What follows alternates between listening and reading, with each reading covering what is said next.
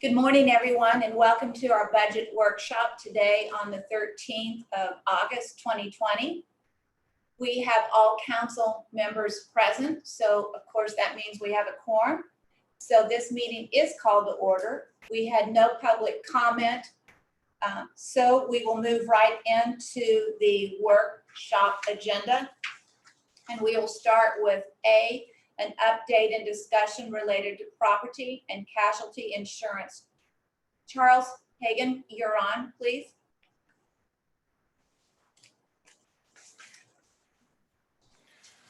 Good morning, Mayor and Council.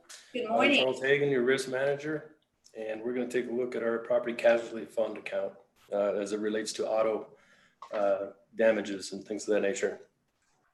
On the first slide, you will find that the police department is at the top, and they'll remain at the top as we go through the slides. And there is some expectation there that, am I still on?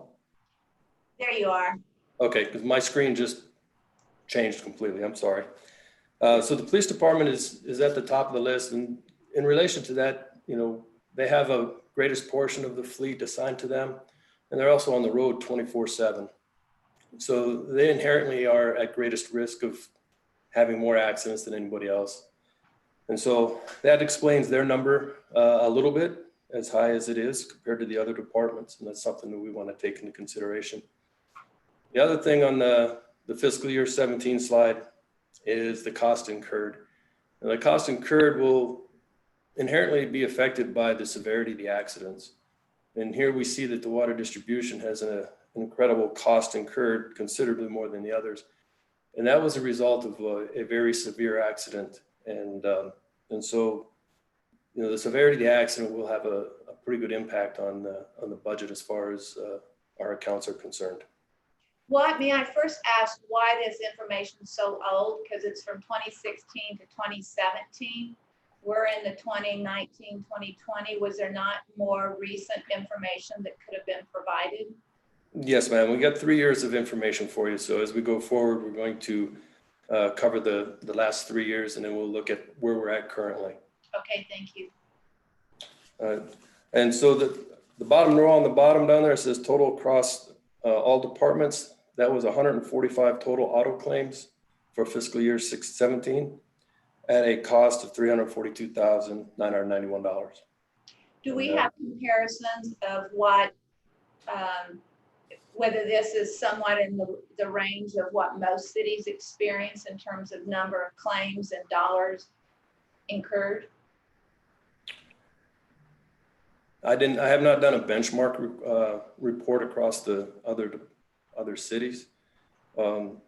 Though the number of vehicles on the road versus the severity of the impact is really what's going to have a greater increase to our funds. And so if we move on to fiscal year 18, you'll see that everything has improved. And as we go forward, each year has gotten better for us. The total numbers of claims is down to 122 from 145.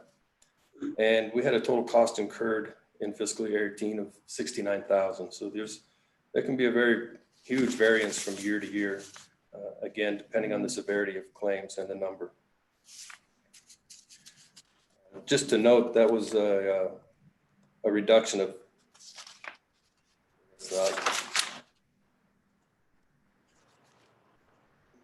a good number of reductions from the prior year. And then as we go on to fiscal year 19, we see yet again another drop. Though the cost is up, again, that reflects the severity of the accidents, but the claim numbers were down a little bit more. And then in fiscal year 20, which will be my last slide, you can see we're currently at 66 claims and cost incurred at $299,000. Well, may I ask, because the 299,000 is a bigger number than if you had all of those costs incurred by the individual areas, they don't come up to 299. Yes, ma'am. The 299 is all the departments, not just those 5. So those 5 would be what percentage of that 299? Because we're only showing those 5, and yet those 5, if you add them up, are a small percent of the basically $300,000. So where's the other expense? If you give me a minute, ma'am, I'll pull those numbers up for you.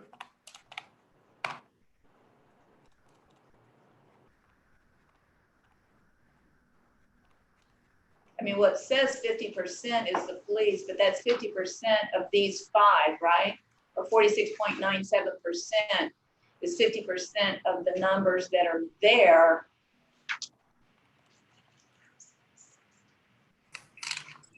The 50% is going to be the overall claim number. So that's going to be 50% of the 66 claims. Okay. But then the 50,000 is 17% cost incurred. Yes, ma'am. Good. If you add those percentages up, we're missing something here in terms of where the big hole is in terms of the cost across all departments. Yes, ma'am. So these, there's actually 6 on this slide. Those 6 departments represent 20% of the total cost. But where's the other 80? It would be spread out between the other departments. We were asked to just give the top 5 to 6 highest rated departments. So I did not put an entire list of all the departments on it. I couldn't even fit that on slide, but. Mayor, if I could Yes. speak a little bit here.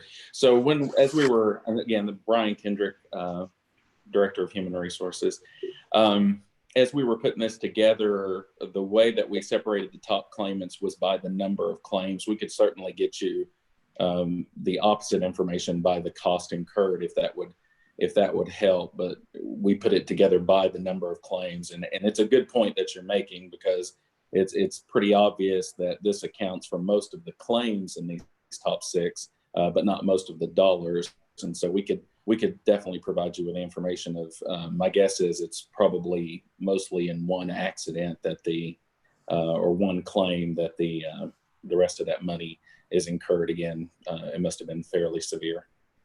Well, and because if you go back to the 2018, 2019, and you look at the total dollars in those 5 categories, it comes up to a large percent of the total dollars. It's just when you get to this year, Sure. All of a sudden, the Absolutely. 20% of those it only represents 20% of those dollars. So there's a big miss somewhere. Yeah, that's an understandable question. Again, as we separated it, of course, most times if you show most of the percentage of claims, then it's going to show most of the percentage of cost. But on this particular year, evidently there's one claim that's in one of the departments that's significantly higher. So we can certainly get that information. My apologies, we didn't catch that as we were putting this together, but we can certainly get you that information. Okay, proceed.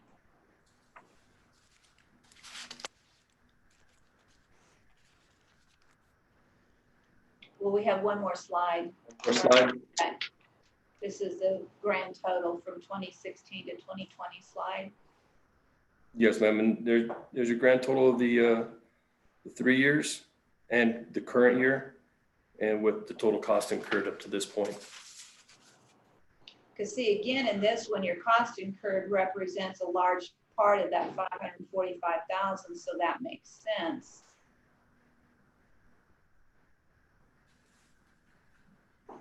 So there's something about that one slide that doesn't seem right. Because when you add them all up, the cost incurred dollars of 545,943 is represented there. I'm not sure. Mayor, I think you're right. As I'm doing the number in my head, that appears to be some sort of typo on slide 5. But like I said, we'll get you a resolution on that number. This one seems to reflect it. So basically, 2 questions I have, and then I'm sure council has some questions as well. One is, what is the training that we have in place to help reduce the number of claims, because if you look at it on, 66 claims in 2019, 2020, total of 66 claims. What do we do to work with our staff, our employees, to try to reduce the number of claims? And then number two, what, with these claims and these dollar amounts, what impact has there been in terms of our insurance costs?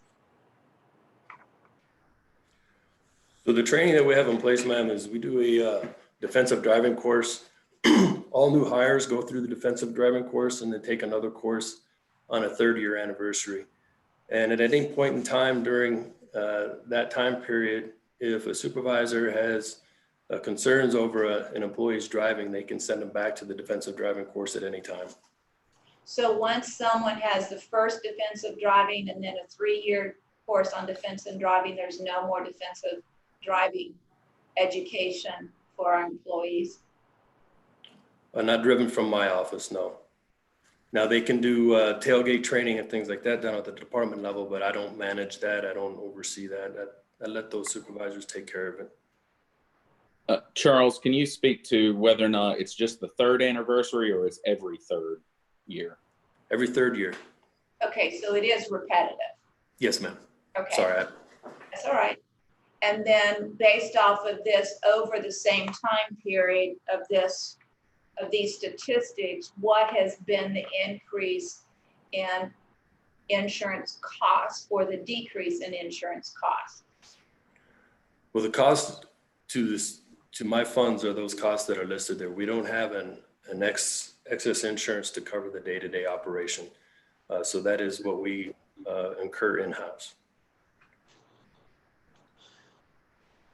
So we don't have any increase in insurance costs to the city on an annual basis or on a every 3-year basis or every 5-year basis? Mayor, Yes, please. one things that we did this year was actually in the property casualty fund, we were able to actually reduce the burden on the general fund this year. And we hope to move that forward. We believe that we've got a plan related to how we assess the I guess the premiums per asset. And we're kind of reworking that as we move forward. So hopefully we'll have additional savings that we can, that the general fund will realize as well. But this year we actually reduced the property casualty burden across departments. Okay, thank you. I'm going to ask if there's any questions from council members for Brian or for Mr. Hagan. Yes, Tommy? Tommy Hebert, Single Member District 1, either Brian or Charles, either one. It hasn't been stated out loud, but this is a truly self-insured program. We have no stop loss insurance above a certain point whatsoever. So we totally self-insure these claims. Is that what I hear you saying? Yes, sir. Yes, sir. Okay, that's what I thought. I was reading between the lines. So yeah, that would then, we would have no insurance cost in there. But we could have increased costs. And so the issue is, Right. regardless whether it's self-insured or an outside firm, you still can have increased expenses relative to these and an impact on the general fund. Absolutely. And I think that's what Brian was saying. They are working on something that will address or at least help address our overall costs of self-insurance in this particular account. Is that correct, Brian? Yes, and I'm sure we'll be bringing presentations in the future to council as things change. But one of the things that's been a focus, and I know it was a focus from mayor, council, Daniel, me, as I came to human resources and risk management, to look at things from a business perspective, to make things make business sense. And so we're applying some of those things into how we look at our risk management side. And Charles has been great. He's been doing a lot of the backup work. And again, just this year, we were able to actually reduce the burden to the funds for both risk management funds, both 320 and 330. We were able to reduce the burden. So hopefully that will continue. The more business, business driving, I guess, innovations and looking at the way we do those processes. Hopefully we'll see more of that in the future. And any complete rehab of it, I'm sure we'll bring to council as that's going forward to let y'all know what we found and, get y'all's direction. Good. Thanks, Brian. Thanks, Charles. Appreciate it. Thank you, sir. Do I have anyone else who would like to ask a question or make a comment? All right, I just want to keep emphasizing we need to continue with training and constant reminders of safety so that we don't end up with a huge hit to the general fund down the way. So thank you, Charles. Thank you, Brian. And thank you for doing that work and letting us better understand what's going on in terms of claims and accidents. Thank you, Mary. With that, we will now move into item B, which is updated discussion related to health insurance. And we have Brian, you're back on again, and I think Julie Rickman is here as well today. Is that correct? I believe so. I haven't seen that Julie's on the line, but I believe she is. And so what we'll do is we'll start by looking at some of the, just kind of reviewing some of the things we talked about last meeting as a primer. And then as we get into the options that y'all had requested, I'll take back over. So I think, Julie, if you're okay starting this, and then as we get to the options, I'll join in. Absolutely. And good morning, Mayor and Council. This is Julie Rickman. I'm with Holmes Murphy. We are the benefit consultants for the city of San Angelo. And so we work with very closely with Human Resources and Brian's team to come up with the budget for our medical plans for the ongoing plan year. So really what we start off is the look back on how your plan has performed over the history of really the plan and the current contract types that we have now. So looking back to July, actually this goes back to May of 2016, and this goes through May of 2020, just because the way that we have claims lag data, and so you don't see the May at the end, but it's there. Our plan has been running really well over the last 4 or 5 years, and our trend, which means that how our plan is actually running compared to let me start it from the beginning. So the green line is your actual claim. So each of those little green peaks and valleys are how your claim is actually performing month over month. The purple line that you see, or black, depending on how your screen is showing it, is the actual slope of your trend and how your plan is actually performing. So over the last 4 years, your plan is running at a 2.5% trend, which is significantly better than the market is. And this is medical specifically. And if you go to the next slide, when we look at our pharmacy, it's a little bit of a different story. You see that it's not as volatile when it comes to your actual trend. So you don't see each month hopping up and down a whole lot. But overall, the slope of that trend is at 15.9%. So we can see it significantly increasing. That really has to do with a lot of those specialty medications that are coming out, the ones that you see on TV that cure things that really are very helpful and can very much improve the quality of life for individual people. They're expensive because of the nature of those medications. And so when we look at that slope of your pharmacy, it's not surprising that it's significantly higher than when we look at your medical. And we constantly monitor that and try and figure out the best things to do for not just your plan, but for the members that are on your plan, to ensure that we can keep the integrity of how this slope keeps going. Okay. Next one. Excuse me. Yes, Question. go ahead. Billy DeWitt, single member District 6. On that first slide, Julie, you mentioned that the 2.5% increase is significantly lower than the market. Do you know what the market is? Right now we're looking at 6.9%, but in this time period when we're looking at it, we've had medical trend as high as 10% and as low as 6.5% or 7%.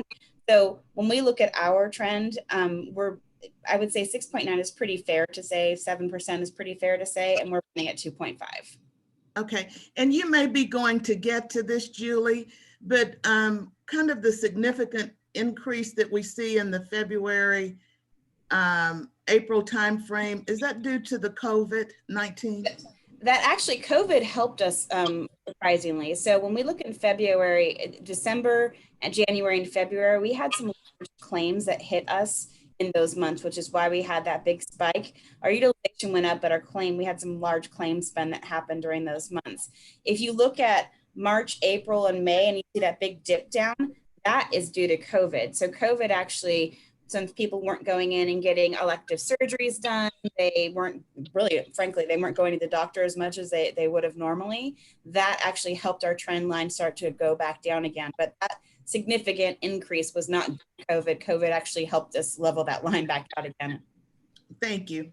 You're welcome. Well, I would be concerned that if they weren't doing it, if 2 months down the road, we're going to see a spike again, because not going doesn't mean problems don't exist. It simply means many people were nervous to go to the doctor, nervous to go to the ER, nervous to seek help. And I'm concerned that we could have an uptick based off of your explanation. Yes. Yeah, and yes, so- Mayor. I'm sorry. Brian. Yes, Mayor, that's in a few slides, we're going to get to that assumption slide. And I think you'll see so that we built that into our assumptions for next year. Correct. And that's actually a really good point, Mayor. And so just really for the mayor and council, when we look at COVID, the city of San Angelo pays for COVID expenses for members at 100%. And that's partly because of legislation and partly because of the way that the city pays for those. Because of the CARES Act? Correct, because of the CARES Act. Yes, absolutely.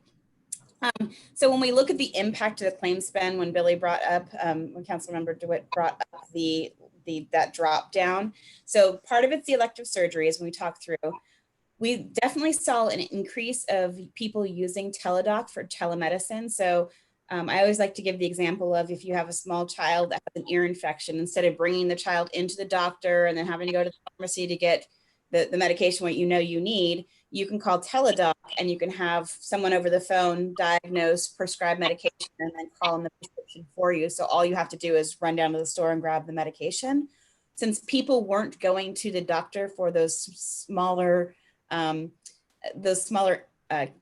of services needed, we've seen a shift to people using Teladoc, which is beneficial. It's less expensive, but it's also convenient. So that shift, behavioral shift, will help our plan in the future.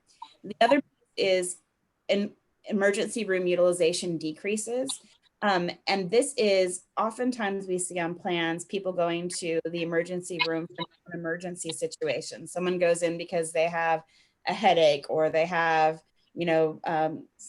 stomach ache or something along those lines, or they take their child in again for an ear infection because it's 11 o'clock at night and I know I need the medication. So those two things, the Teladoc and the behavioral shifts from that, and then the emergency room utilization, will actually help us in the future as well, because people understand the convenience of care that might be more appropriate to the incident that they're trying to treat. And Mayor, if I could just emphasize what Julie's saying there, one of the first things that Julie and I talked about in probably November of 2018, when I got over here, one of the first things I asked about was ER visits that are unnecessary, as far as, somebody could have went to urgent care or Teladoc, and how do we help to, I guess, educate appropriate behavior as far as, utilization of resources, because, we are self-insured and we're all in this together. So we have been blitzing information as much as we can, trying to educate our population as to, the other things that are available other than emergency room visits. So Teladoc, the COVID actually has been maybe the silver lining in a dark cloud, that people have, embraced Teladoc use. And we think that'll be good for the future as more and more people see that is a viable option to help them again with children with ear infection or whatever. That's just a much more cost efficient method of dealing with those kind of everyday sort of issues. And the lack of ER utilization will be huge over time. So I just can't emphasize that enough.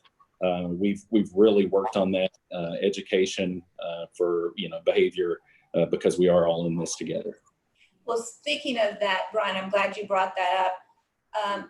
I would assume that we know enough information, not that it's specific to any employee, of course, but I'm sure we have a couple areas that are are the big issues like diabetes or heart. What are we doing? I know we worked with community before on a wellness program, and I know they'll present sometime later, of course, I'm sure, the wellness program thing again, but how are we dealing with that to reduce our overall healthcare costs since we are self-insured? I'm so glad you asked that. And Julie can give you a lot more information, but we actually have addressed diabetes was a huge concern for us, as I think it's a huge concern across the U.S. And so we recently partnered with a program called Connect, and I'll let Julie explain a little more of that. Yeah, so Connect is a diabetes, it's not prevention, it's really a diabetes management program. So for those members on your plan that have diabetes and are that need to have treatment, so basically the program gives them the equipment to monitor their blood sugar levels.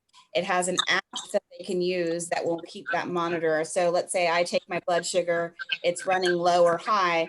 I can set it up where it automatically informs my doctor, where it informs my partner, let them know, hey, Julie's blood sugar is spiking. It includes the test strips and the testing equipment, which oftentimes we find that a lot of times that folks with diabetes end up having a cost barrier to receiving or to testing services because they don't want to use their test strips because things are expensive. So they kind of hoard the test strips. This includes it as part of the program.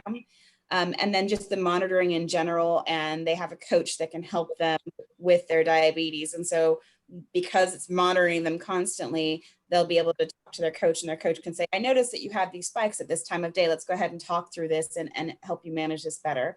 It's going to definitely be a lot more effective for folks when they go in and get that treatment done. And we're very excited to be able to allow employees to utilize this. The good thing about this as well is your plan already covers the cost of a lot of pieces for diabetes, but the cost of this program is very equal to what you're paying currently. So we expect some long-term saviors through, again, kind of educating behavior. Good. I think that's an important, very important. Julia, you can continue. Unless there's other questions from council. I can't see because the screen's up, so I can't tell if somebody's wanting to speak or ask a question. So my apologies if you are. The other thing just to address for, I'm sorry about that. The other thing to address for wellness is we have some a system now, our clue reporting internal with Holmes Murphy, that we can get into looking at proactive approaches to your actual claim spend. So we can we have your claims data, and we can look to it and determine what types of events will be happening in the future. And then we work with HR to help determine what programming we can put in place to help people before claims become high dollar claims. And so that's definitely something that's a focus for us, and we'll continue to focus on the health of the population. And instead of being more reactionary as most folks have been in the past, we can be a lot more proactive when it comes to how do we address the needs of the member population for the City of San Angelo employees and their families. Good. I think it's a great program. Continue. Okay. Next slide, please. Mayor, I actually have a question. This is Lane Carter for Julie.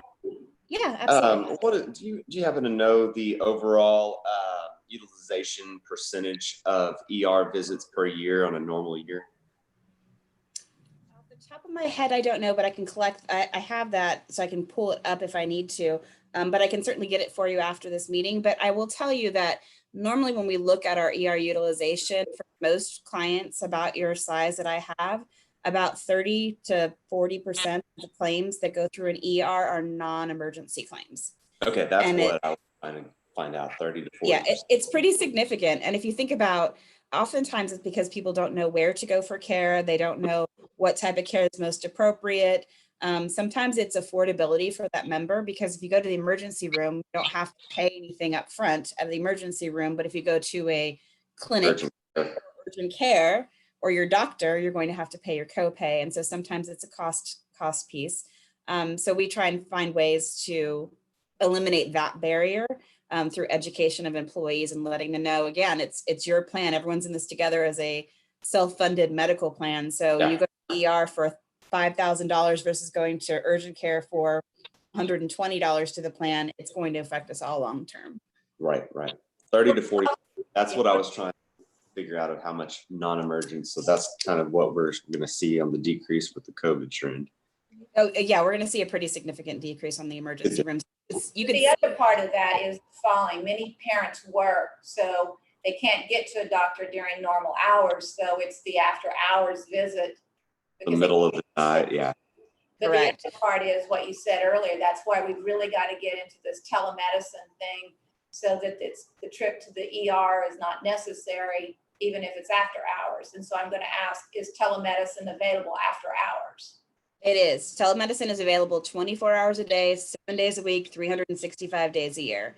Now, again, to Brian's point, I guess the silver lining to COVID is that parents were not taking their children to emergency rooms for ear infection during those first few months, especially when we were shelter in place for COVID. And so for those individuals that started using telemedicine during that period of time, I think that they'll continue that behavior shift because of the convenience factor of it, which will help us long-term and hopefully change that behavior. I would hope we would do something with our employees that is educational, meaning, do we have a flyer that we give to our employees that said, did you know, if it's 9 o'clock at night, you can call this number, or something to make sure people are fully aware of that service. We are constantly doing that sort of thing, Mayor. We take every educational opportunity that we can to, like I said, to try to enhance behavior in a way that is most efficient and, for everybody. It's we believe it's a win-win for everybody if they use the plan the most efficient and proper way. Thank you. Okay, Julie. Okay. Julia, you can go ahead. Or Julie, is it Julie? Yes, it's Julie. I mean, officially it's Juliana, but it's not on the screen that way. So when we look at our trend and we come up with our assumptions, so what we do is we say, this is how your plan is running. This is kind of where we're looking to when we're trying to project for the future claims of your plan. We use the medical trend assumption of 6.8 and the pharmacy trend assumption of 7.1. And those trend numbers actually come from a Siegel survey of the large carriers, other brokerage firms. What are you using for this upcoming year? So this is kind of a blended rate of what everyone is using, which is where those numbers come from. We also take into account how your plan is currently running. So when we were looking at that 2.5% trend on your medical and your 15% on your pharmacy, we take that into consideration too and figure out your starting point of where we want to start, and then that's how we project forward. We included what we call the COVID-19 lag. So Mayor, when you were talking earlier about a surgery that wasn't performed during the COVID lockdown period, that surgery still needs to happen. Yes, that's true. However, because of the way that our surgeons and our physicians can take appointments, it's not as though they can double up on one day to be able to make up for those things. So we're going to see more of a trickle effect when it comes to a lot of those elective surgeries. So let's say you had to have a knee surgery, you might be able to put that off a little bit longer than something a little bit more urgent. And so people have been putting off a lot of their surgeries and doing that on a more slow basis. And so it's not going to be a giant jump up in 1 month or 2 months. It'll be a trickle over the next year or so as people continue to do that. The other thing I'll point out is there are some soft tissue injuries some spinal injuries that might be able to be treated with some less invasive treatments. There is a company called Erosti that is covered under your plan that actually will have a provider in the city soon. That actually works with soft tissue injuries. And so spines, knees, hips, ankles. I actually have bandage on mine right now for an Erosti treatment. It's less expensive and oftentimes can avoid surgeries because of the way the treatment goes. And we always have a lot of musculoskeletal claims for the city of San Angelo. And so this should help maybe people that put off surgery might be able to get something that's a little less invasive, a lot less costly, and they can go about their lives on a normal basis a little sooner. The other thing that we assume when we're looking at the plans and the rates for this next plan year is no plan design changes.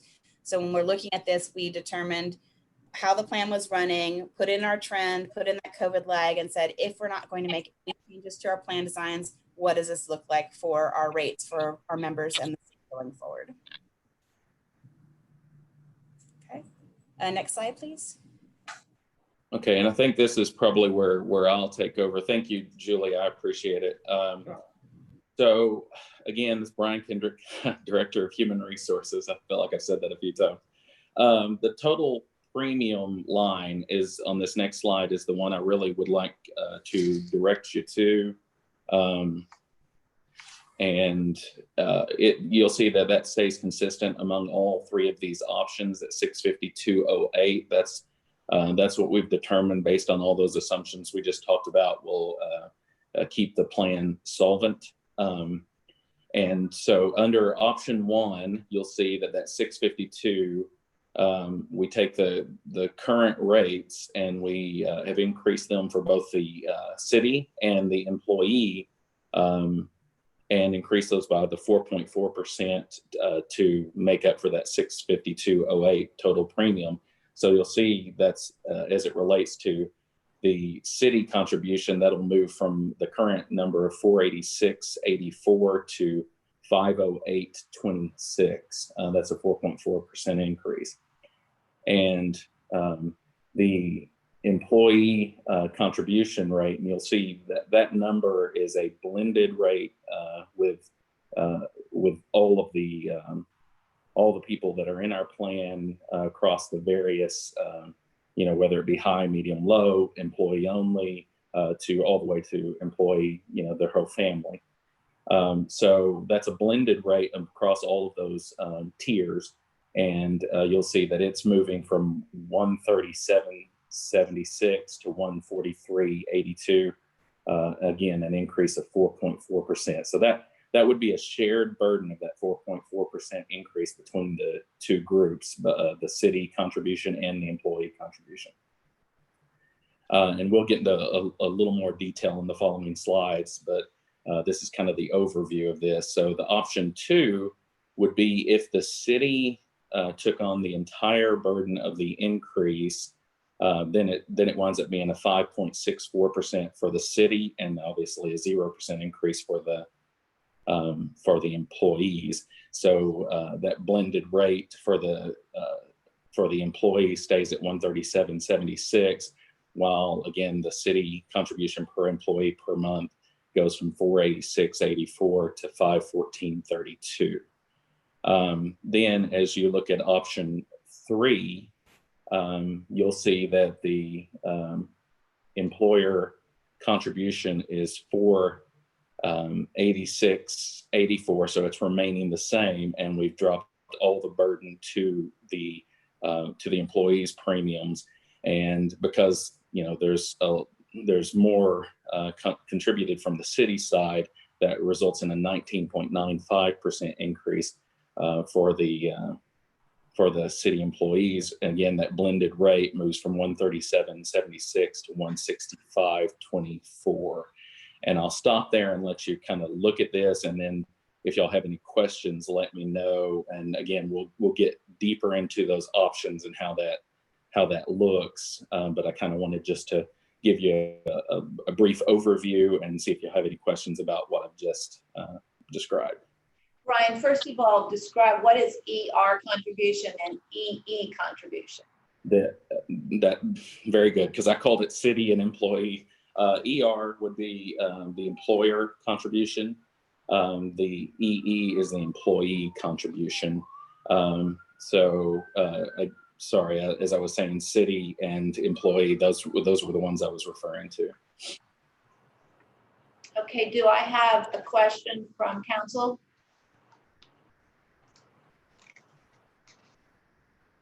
Do I have any questions from council?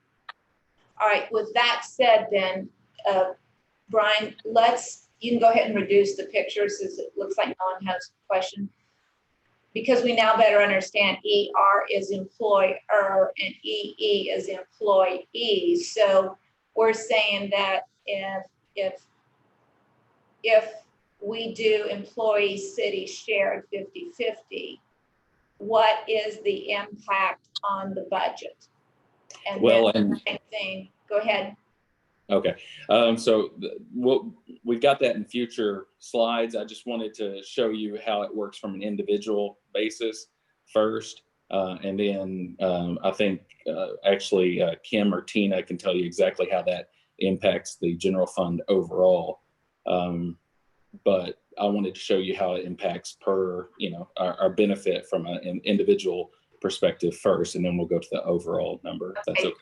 So just to be clear, if it's an employee and city shared 50-50, it would be a 4.4% increase to one's expense. So they would see an increase in their cost of 4.4%, both for the employee and for the city.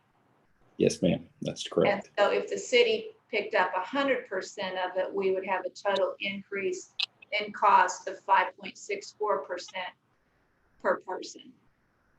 Yes, from the city's perspective, yes. From the city's perspective. And then of course, employee only, we get that. So, all right, any questions from council? All right, continue, Brian. Okay, so if we go to the next slide, you'll see that option one in a little more detail. And we just wanted to show basically how this would impact the employees portion so that you could see that from a tiered perspective. So at the top, you'll see the current rates. And this is under that 4.4% shared increase between city and employee. Then you see that 2021, that middle group, that's the proposed rates. So you can see, for instance, the current rate for employee only low, which is that third from the top on the left, you'll see that that's currently $20.44. That moves at a 4.4% increase. That'll move to $21.33 for employee only low. And then if you looked at, say, employee family medium, you'll see it's moving from $872.54 to $910.66. And again, that's just a 4.4% increase across all those tiers, depending on what they elected, what kind of coverage they elected. So the E, the S, the C, and the F, what are those specifically? That's a good question, Mayor. Sometimes I look at these so often that I think everybody knows what I'm talking about. So the employee, the E is employee only. That means that they are just covering themselves. The S means that it's employee and spouse. The C means it's employee and children, but not spouse. And the F means it's employee and family, spouse and children. So that's how that breaks down. I apologize. And then at that bottom. Tom Thompson has a question. So I'm going to just have you take a break, Brian. Let's hear Tom Thompson's question, please. Brian, as we look at this and we look at what is the most common plan that people use? Are they employee only? Is there family? How does that ratio break down? Which one's the most common?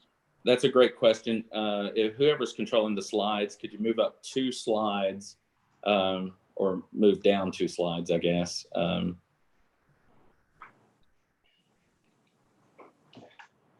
Just 1 second, we'll have it back up.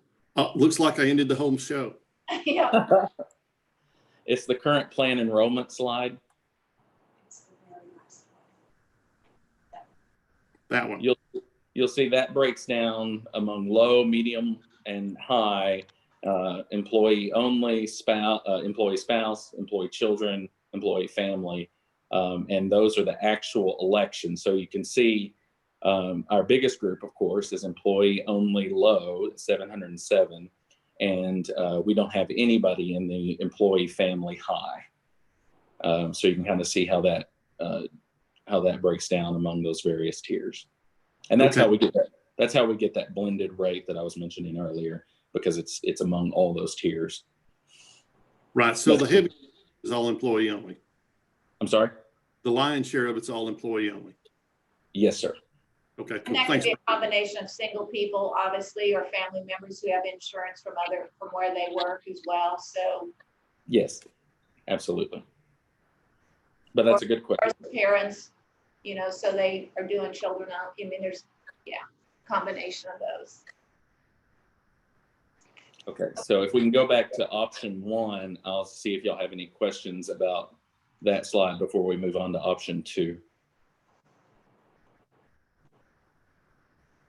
That bottom section is the increase per pay period, not per month. So that's slightly different. The top 2 are month rates, but we wanted to show, we anticipated the question might be asked, how does that affect a paycheck? And so we wanted to. I think the big thing is, how does it impact the general fund? And so our big concern is not digging down too far into the details and looking at it on an individual monthly basis and or employee basis, but in combination of knowing healthcare is an issue, what do the various plans 1, 2, and 3, employee and city shared or employee only, what are we looking at in terms of the general fund impact? Yes, ma'am. And that's, again, I'm laying the groundwork here, and that question, I believe that answer, the cost of these options we put in the presentation, in the next presentation. So the actual cost is in the next presentation, but we could certainly review any question at that point that you have. I'll be here for that as well. Okay, you're gonna. Mayor, Yes. Mayor, this is Tina Deersky, Director of Finance. The cost of the general fund for the employer only, in other words, the general fund picking up the entire cost, would be $198,000. The cost if you shared 4.4% employee and 4.4% employer would cost the general fund $154,000. Those are obviously rounded, but we'll get to that later, as Brian said as well. All right, we'll dig into the details, but I think the other part I wanted to make sure we talked about here is, when we had a part of this presentation at a previous meeting, the numbers were wrong. And so the cost compared to what we saw a couple meetings ago is significantly different than what we're going to look at today. Yeah, yes, ma'am. So one of the things that our consultant group looks at is from a plan year, which obviously makes sense from an actuarial perspective as they look forward, because they're going based on those costs for that plan year, which is a calendar year. So that was presented from a calendar year, not a fiscal year. And that immediately, just off the top, means that your increase is going to drop 25%, because in a fiscal year, we'll have 3 months at the current rate before it's raised. So that's one of the issues there. The other one, there was a typo on the spreadsheet that should have been 508 and it was 518, and that was the other amount. Brian, this is Tina again. I would say another change would be, I just lost my train of thought. Across all funds. Across all funds, thank you. Yeah. Okay, all right. So there were 3 contributing factors to that being a different number last time, as opposed to when we really sharpen our pencils from a budgetary perspective. Okay, so if we want to move to option 2, slide 2, okay. You can see that it's set up the same exact way, and this is, of course, if the city takes on that 5.64% increase. I believe Tina said it was around 198,000 for the general fund. If the city takes on that entire increase, of course, there's no increase to the current rates. So you'll see that the current rates and the proposed rates are exactly the same on that slide. So there's probably not many questions about that slide. That one's pretty easy. Any questions? Move to the next slide.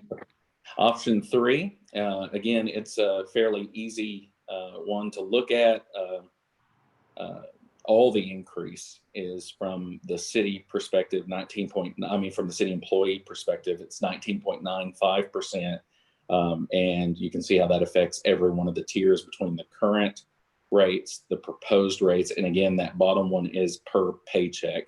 So it would show how that would potentially impact an employee who had elected those various tiers per paycheck. Okay. And if there's no questions there, again, that final slide is the current plan enrollment that shows the breakdown among the various groups. And then again, I think maybe it might be poignant at this point to go back to slide 6 that has those, those numbers on them for those various options. Again, I think from what Tina mentioned, it's around 150,000 if it's a shared burden, and it's closer to 200,000 if it's the city only. And of course, there's no increase to the general fund if the employees take on all the burden under option 3. Okay, thank you. Any questions for Brian before we move on? Okay, there are no questions. So we will now, okay, that completes item B. And so we will now move into C, which is discussion of matters regarding the fiscal year 2020, 2021 budget preparation, including but not limited to 1, the general fund revenue and expenditures, and then 2 other items needing council direction. So let's move into the general fund revenue and expenditures.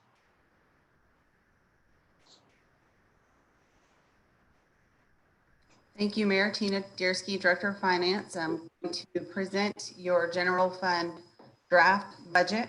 We'll discuss revenues, expenditures, and other items for council's consideration this morning. And as well, we will also discuss some cost saving initiatives that we have already implemented or that we can discuss planning to implement this morning. Our first slide here shows our property tax rate unchanged at 0.776 per $100 valuation. For fiscal year 2021, valuation certified at almost $5.4 billion, which was a 3.9% increase from the prior year. New properties added to the roll were in the amount of $58 million. Total properties were just over $202 million added to the roll, or total property values, pardon me. We do budget at a 98% collection rate, which is conservative. And we typically every year get very, very close to that 98%, sometimes go over. Repeat those numbers again. The new property, of course, is the 58 million, and the increase in existing property dollars was how much? The total net valuation increased just over $202 million. And that the 58 million comes out of there? Yes, ma'am. That 58 would be included in that number. Okay. All right, proceed. Okay. Sales tax was up. We just received those numbers yesterday, as you're aware. It was up 5.24% in August compared with the same month in the prior year. Year-to-date collections are over fiscal year 2019 by 1.6% and $1.4 million in revenue. So year-to-date sales tax increase is only up 1.66%. So we're basically flat year over year. Yes, ma'am. I think that's because we budgeted very consistently with that as well. No, I'm not talking budget, I'm talking actual. So our actual projected increase year over year is 1.66%. Yes, ma'am. So my point is, it's a very flat number, basically. we planned correctly because we planned conservatively, but if you look at the actual increase in sales tax revenue, it will be 1.66%. Yes, ma'am. Council has done a very good job of holding line on budgeting for sales tax revenue. And so we're actually doing pretty well this year considering all things considered. Okay, great. Thank you. Next. Yes. So for fiscal year 2019 actuals, we came in at $19.9 million in sales tax revenue. Our projected year end for this current fiscal year is just over $20 million. And we are proposing a sales tax budget at this time of just over $18 million. And what percent would that be to our projected actuals 2019, 2020? 10% decrease at this point. Not 8, but 10. Yes, ma'am. We do have some options later that we'll discuss Okay, thank you. with that. Yes, ma'am. Okay, I have to move my. Okay, so this is our financial summary sheet, and we can go through these line by line and just let me know if you have any specific questions on these. So that increase in property tax valuations yielded almost $1.3 million in additional sales tax revenue to the general fund. Property tax revenue, pardon me. Sales tax, again, just over $18 million at a 10% decrease from the previous or from the projected year end. So a decrease of $600,000. Alcohol and bingo taxes budgeted flat. Franchise tax is down $60,000, and that is due to a decrease in television and electric franchise fees. Charges for service is down from municipal court revenues in the amount of $181,000. And then there is a decrease there for the way we're accounting for lake patrol revenue that comes in from the water fund. We're moving it out of that line and into another line within the general fund. All right, let's talk about alcohol and bingo tax. So the trend on the alcohol and bingo tax right now would reflect that we need to plan that flat. We actually are basing that on a 5-year trend. And so we've, for 5 years, primarily been flat. Yeah, yes, ma'am. And there was a difference of like maybe a negative $1,500. And so we just budgeted it flat. Okay. And then you just made mention of $181,000 difference in the municipal court. Yes, ma'am. Can we talk through that $181,000 and why there would be such a huge reduction in municipal court dollars? Yes, ma'am. I believe Sylvia's on the line, and I think she usually speaks to that. Oh, okay. Pardon me? Good. All right.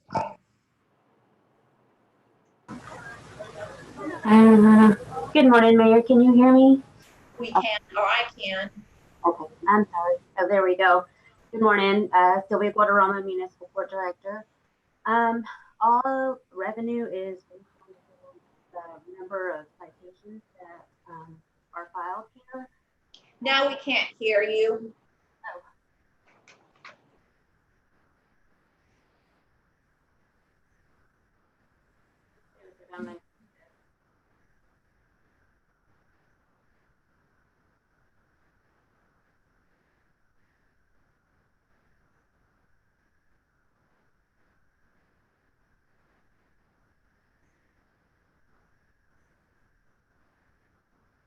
Can you hear me?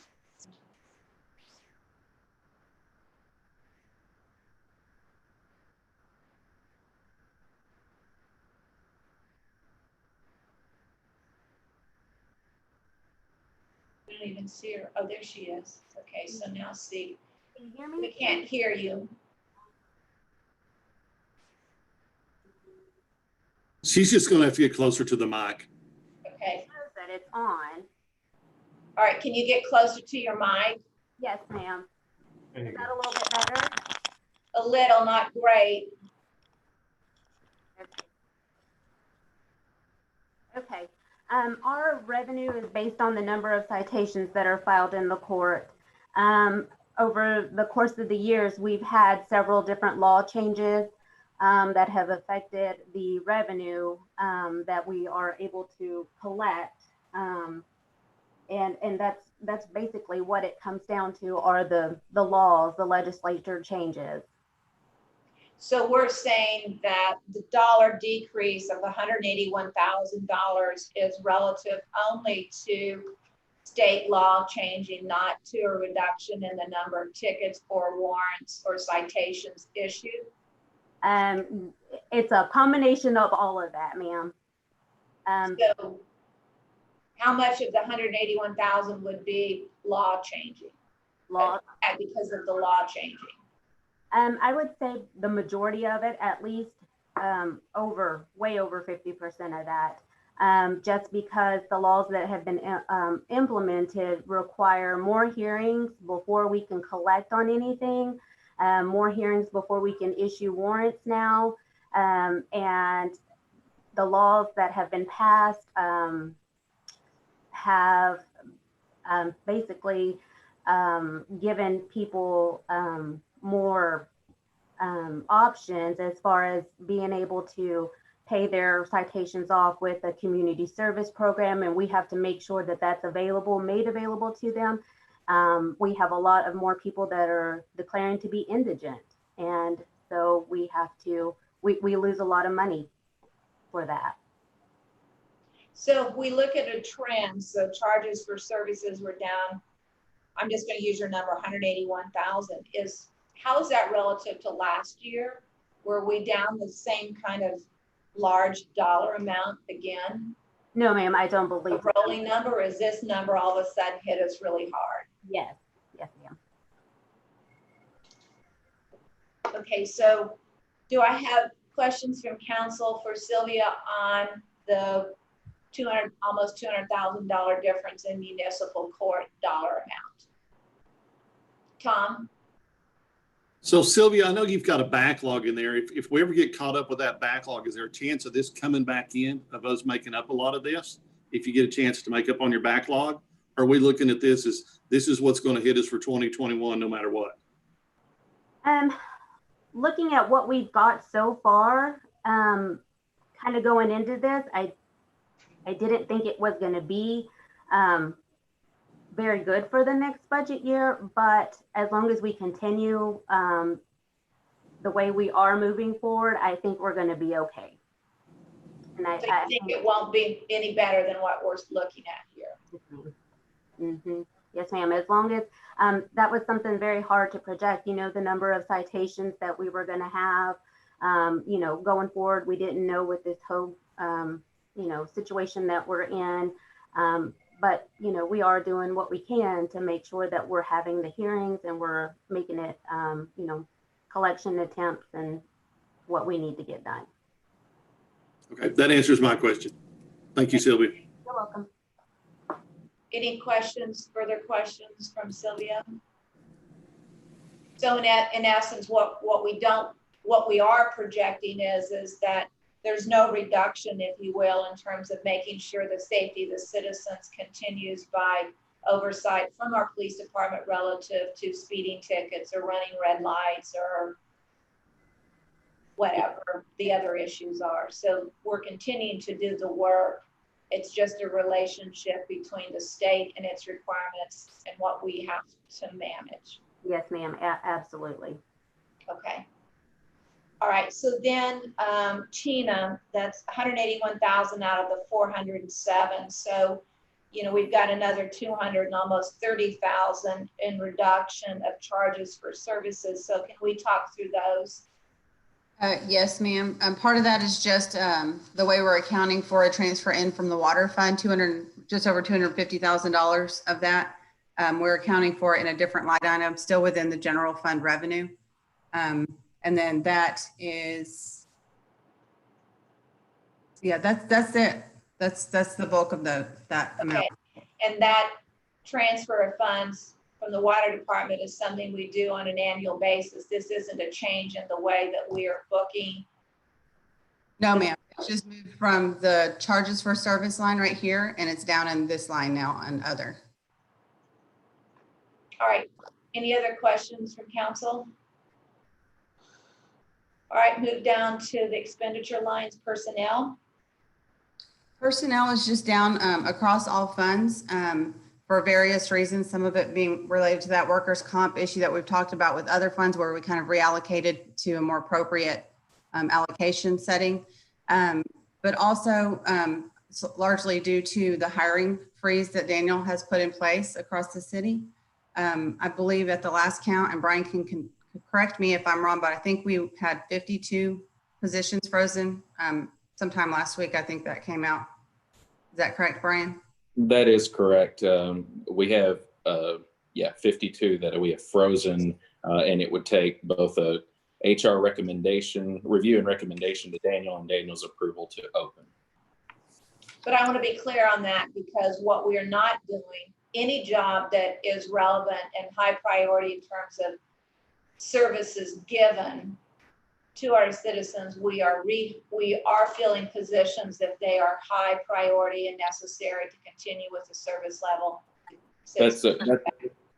That's a great point, Mayor. Yes, that of the other portion of that is we have 20, I believe at the time, again, this was probably last week, so it might be a little bit dated.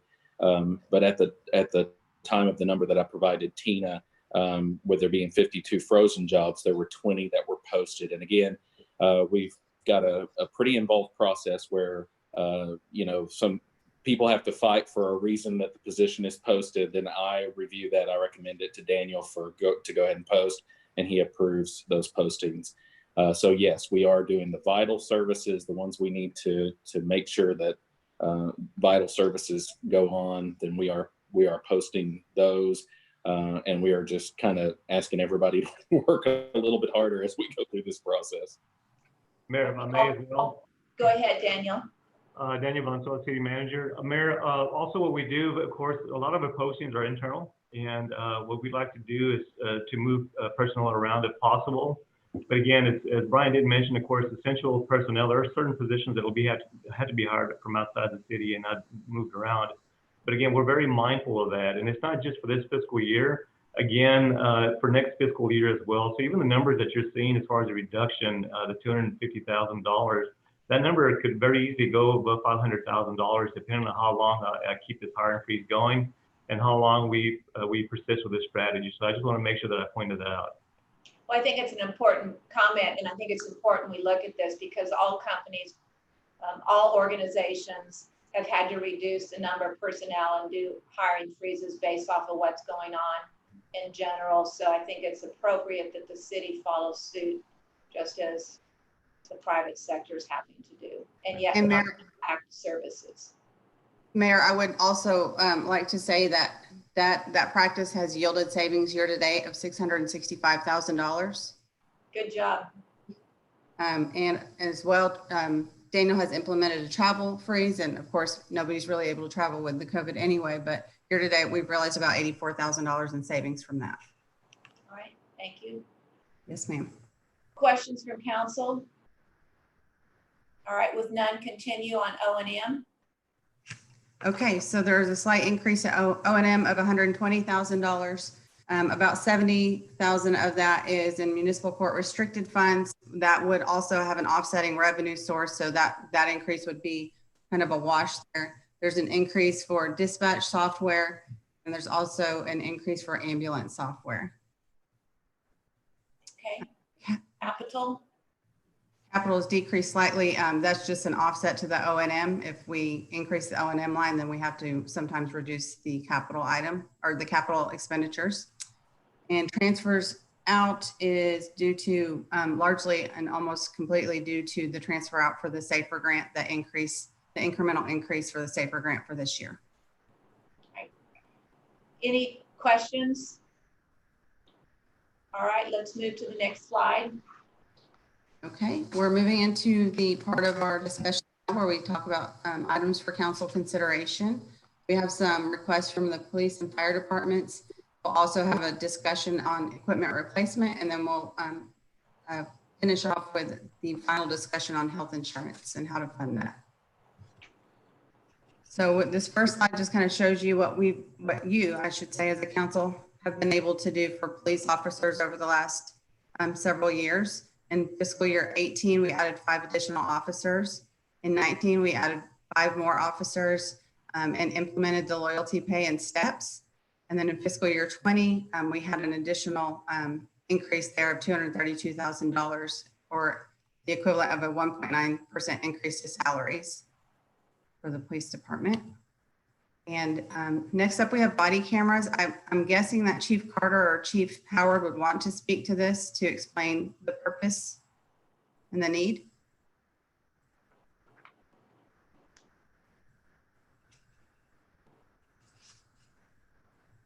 Morning, Mayor. Good morning, Council. When we originally purchased the body cameras, it was mainly for the officers. There were uniformed officers, patrol officers. The additional request we're asking now for the 45 cameras is basically for our criminal investigation division, some of our admin staff that never were equipped with the camera during the first purchase. All right, did we look for, because I know last year we missed by 30 days our ability to apply for a grant to help pay for these cameras. And I know the Health Foundation has monies for police body cameras. How are we working? What are we looking at in terms of potential grants, et cetera, to reduce some of these costs? We looked at the grants for body cameras and we were rejected on that. The Health Foundation, we've started that process, but we do not have any kind of any direction as far as whether we receive the grants or not thus far. So how many police officers do we have? Currently 167 sworn officers. Okay. So we currently have 145 body cameras. We want to add another 45, bringing the total number to 190 body cameras. And so the difference between actual existing officers and the number of body cameras is, you want to just talk through that a minute? That should be additional, roughly 10 over. We're fixing to start another academy and also to give us a little bit of wiggle room for some spares just in case. Okay. Do I have questions from council? Have one, Mayor. Yes, Billy. Billy DeWitt, single member District 6. Chief Howard, you said we didn't get the grant. Did they give any reason why? The body camera. No, they do not give any reason. I'm sorry, Billy. This is Gail Smith, budget analyst. They did not give a reason. They frequently do not. You either get it or you don't. So no, we have no explanation for why we were turned down. Now I 100% support the police body cameras, but is there any opportunity? Are we continuing to look for additional grants? Every day, I scan what grants are available. Right now, we have 6 in the pipeline, but for next year. But these are few and far between grants. Out of all the hundreds of grants available, there's very few for police. But no, I continually search for those. Okay. Well, I'm disappointed we didn't get the grants, but hopefully we'll be able to support this request anyway. Thank you, Mayor. Well, I'm quite sure the Health Foundation is supporting body camera requests at some level. So what I would ask is that as we continue to move forward on the budgeting process, that we work with the Health Foundation to find out if some of these costs could be picked up by them to reduce our overall costs. Yes, ma'am. They do them quarterly. I think they do their grants quarterly. So we look forward to finding out what that can do for us. Mayor, I have one other question, please. Yes. One of the chiefs, what would be the approximate cost of 45 more body cameras? The breakdown is on that slide right there, and it's over a 5-year period, I believe. The first year, I Well, there it is right there, 24,500 first year cost. The rest of the years remaining in the contract up to 5 years be 70,000. So this would be the total cost for the 45 additional cameras. That's correct. Okay, all right. So year one. On the hardware line is the hardware line? Okay, so Yes, all those costs are, one is buying the body camera and one is all the other things that come in terms of requirements for the body cameras. It's not only the camera itself, but license fees and docking station. Sorry, Billy, I interrupted you. Billy, I'm sorry. Go ahead. No, that's okay. So year one would be what we're budgeting for now, the 2021. 2021 budget. Is that year one? Yes, Year Billy, one would that's be 24,500. Okay. And Tina, the difference between the 24,500 and the 70,000 on the balance of the years, where's that other 66,000 or 46,000 coming from? I think that the reason that's less in year one is that Chief Howard worked with the vendor and asked them to try to get it down in that first year because it's a tough year for cities across the nation. And so I believe that's a result of him working with Axon. That's correct. I spoke with Axon and they worked with us to get the first year costs down, and as well the police department's going to pay the first year out of our own budget. Let me reiterate that there's been discussion with City Manager Daniel Valenzuela on that first year cost. We do have some federal seizure funds, and we're willing to pay for the first year cost of the 24,500. So in total, let me make sure I understand this slide. So in total, buying 45 new body cameras, which I'm like Billy, I think the body cameras are incredibly important right now. So the cost of buying 45 more body cameras in total is in excess of $300,000. The city's cost will be $70,600 or $67 times 4.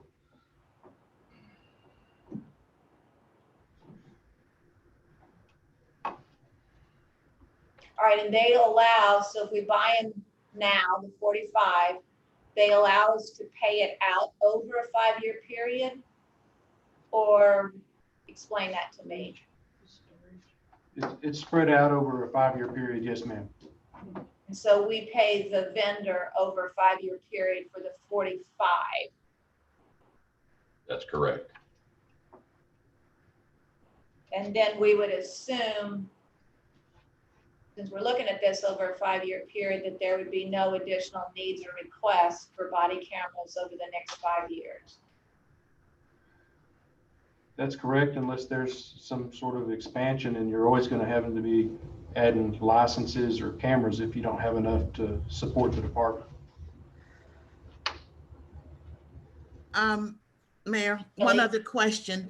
So the body cameras that we currently have, what happens if those go out? Would we be looking at potentially for maintenance purposes having additional costs besides what we're seeing here?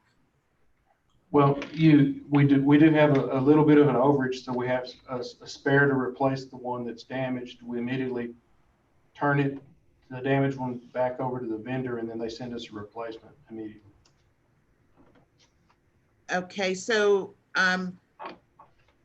what about the licenses? Would we have any additional cost for the ones that we currently have to keep licenses current, or no?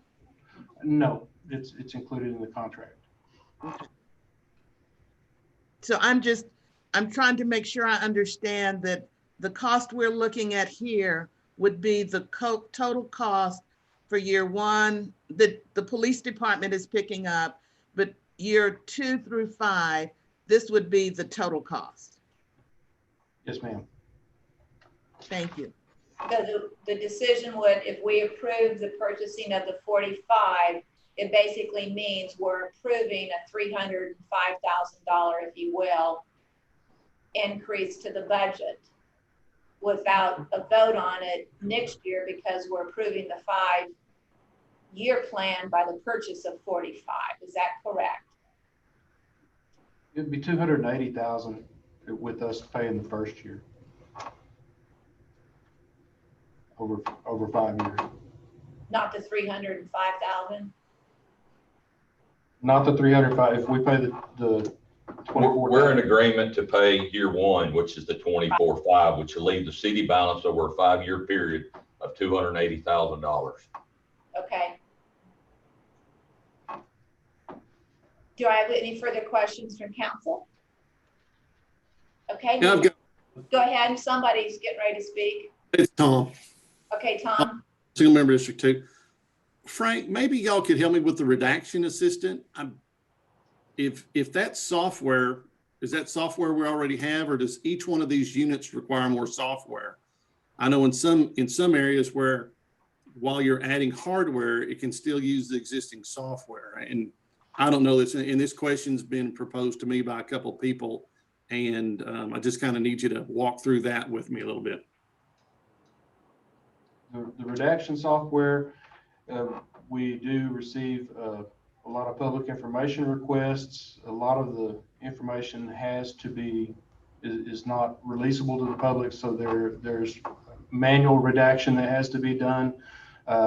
That's painstaking task, and it consumes a lot of man hours. The automatic redaction streamlines that process dramatically, if that answers your question. Well, I was wondering, so do we already have that, or do we have to have one for every unit? No, we have redaction software, and it's not one for every unit. No, sir.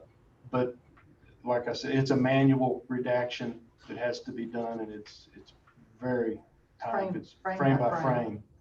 So if you want to block a face out, you have to go through the whole video and block that face out. This will automatically do it for you through a menu that you have available to you.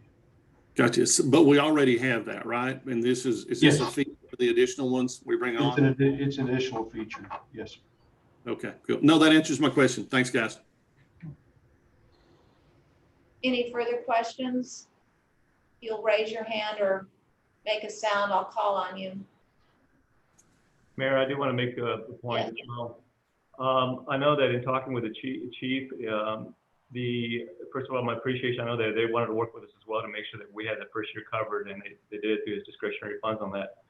The remainder years, we definitely will be looking for alternative funding sources. I know that we're committed to it regardless if the city council approves this. We have to pay for it, but definitely we'll be looking for any type of grants that will be available for the body cameras specifically. So that should hopefully help us in the future years as well.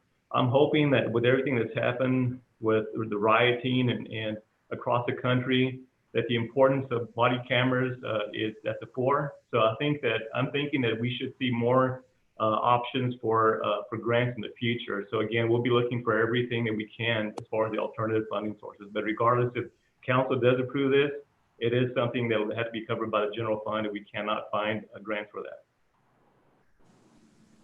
Well, I think the big question is this is the cost of just the existing 45 that we want to buy. And my concern is, so over a 5-year period, 304, the 285. But what will be the request next year on top of this? So if we approve this, what else are we setting ourselves up for? And I guess we're saying we're going to continue to look for grants, and hopefully they will be out there to help us offset what other potential needs might be. Okay, with that, what's the next slide?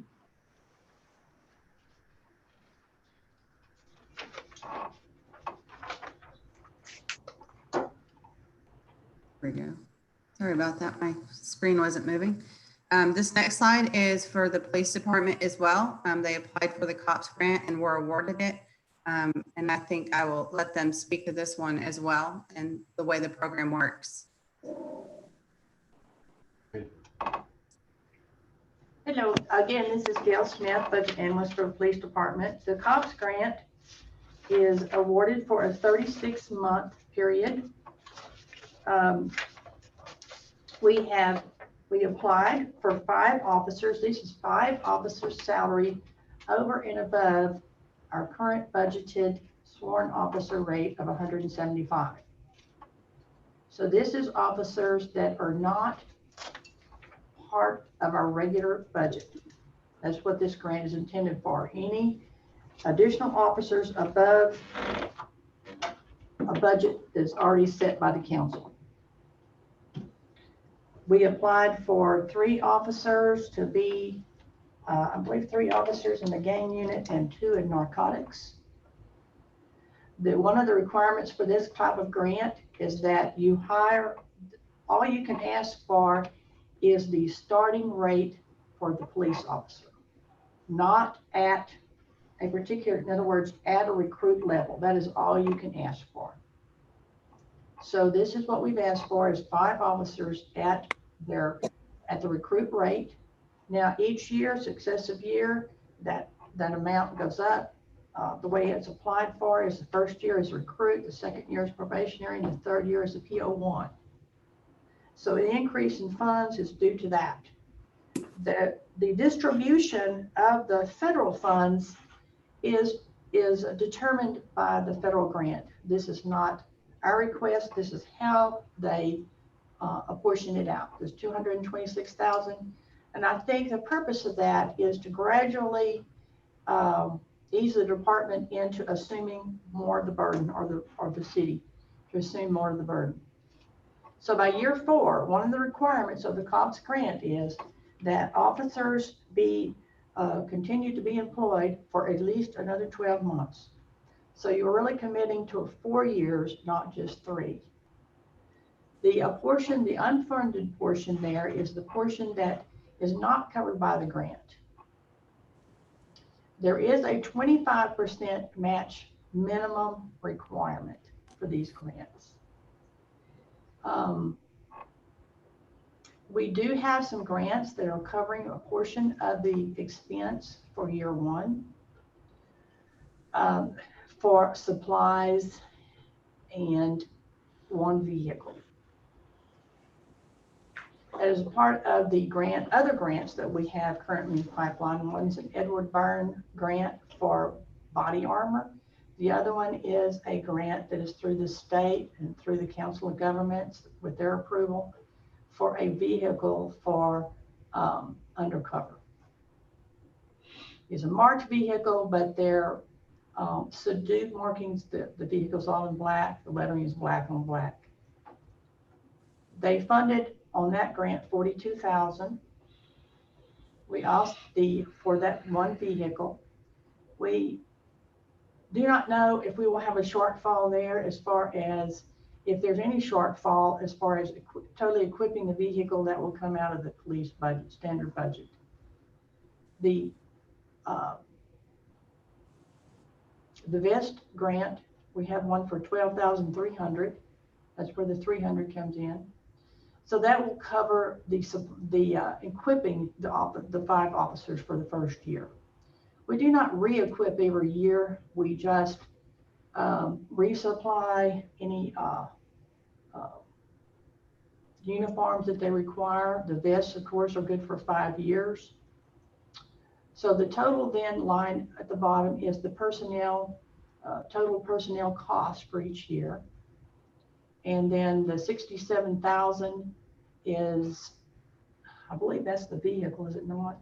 The 42,000, less other expenses for officers for supplies.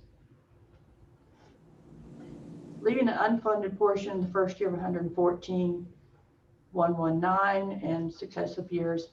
And again, like year 3, they're shifting the burden to the local authority. And then year 4 is the total burden. Let me ask one question. I remember when the fire police talked about the SAFER grant, and they presented it to council and asked for our permission to apply for that grant because of the impact. I don't remember you all coming forward and asking council, because I thought that was the policy and procedure that we had in place to to come to council and ask for permission to apply for a grant before we apply for it. Am I mistaken? Am I mistaken on that policy? If I remember correctly, when we saw the application, we had to expedite. We had 3 to 5 days before the expiration of the grant to even apply for it, if I recall that correctly. Our expectation was, we had no expectations about actually getting the grant. It was actually a great surprise that we did receive it. The last time that it was applied for was in 2015, and it was not granted. We did not receive an award in 2015. So this was kind of a shot in the dark, to tell you the truth, and we did have to put it together very quickly to get it under the deadline. Well, I also remember on the fire department one last year, they didn't think we would get it either, but we got it. And so then we had to deal with the issue of getting it, which is a positive thing. On the other hand, what we're looking at now is, you know, a commitment, again, a commitment from council, if we approve this, for over the next 4 years, an addition of $858,000 plus the $304,000. So if we approve these two things, just on a year after year or 4-year window, we're looking at increasing the budget for over $1 million. It's true. Based off of these two requests.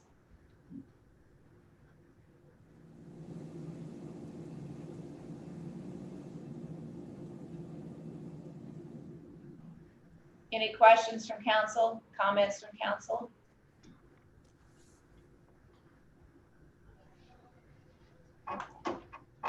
With none, move on to the next. Mayor? Yes. Excuse me, Billy DeWitt, single member District 6. On the unfunded portion of this, any thoughts that y'all have given for any way to fund this unfunded portion? Hello? I'm thinking, I'm thinking, Councilman DeWitt, We have to work with the city.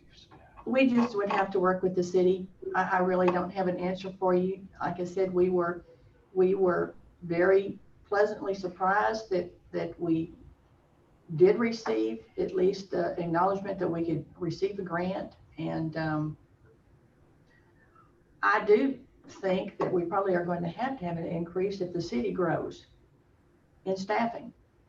Okay. I don't know. The other question that I have is what happens, I guess we've already been granted the grant. What happens if we decline it? Or can we? We can decline it. If we decline it, the chances of us receiving a grant in the future are not good. Okay. Straightforward. Can you review with us the crime rate over the past 3 years? The percent increase or decrease in the crime rate? I'm sorry, you're very hard to hear, Mayor. Are you asking for what the increase in crime is? Yeah, I know that you have consistently brought the crime rate down. Can you just review those numbers with us?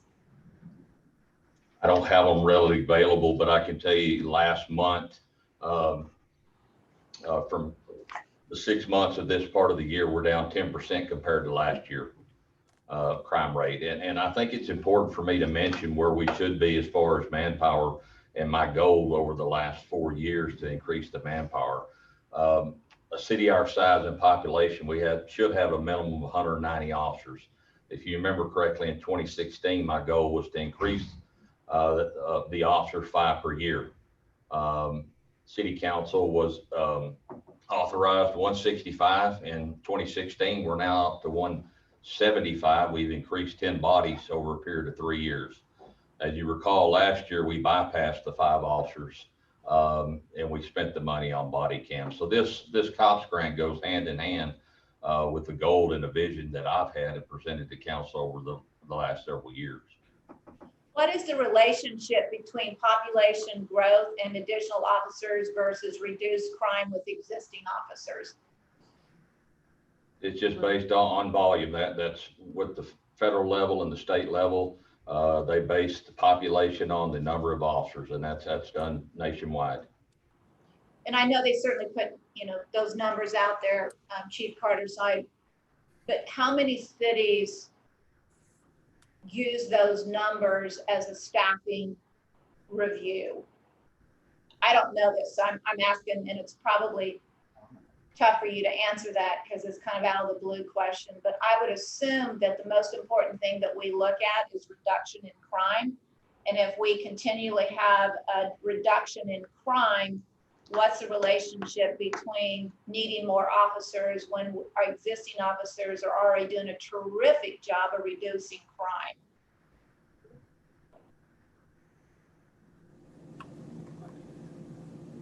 And I would say, you guys, obviously with your ability on a year over year, you have done a great job, a really good job of reducing crime. And I want to constantly say that, because if you have reduced 10% over last year's, that's a terrific accomplishment. And so I'm trying to keep in perspective the need for more when existing is doing a terrific job.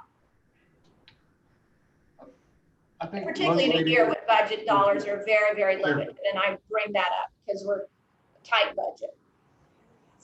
Most cities look at population and number of officers per thousand, and that's the way that number is figured. There's a specific formula used to come up with that number.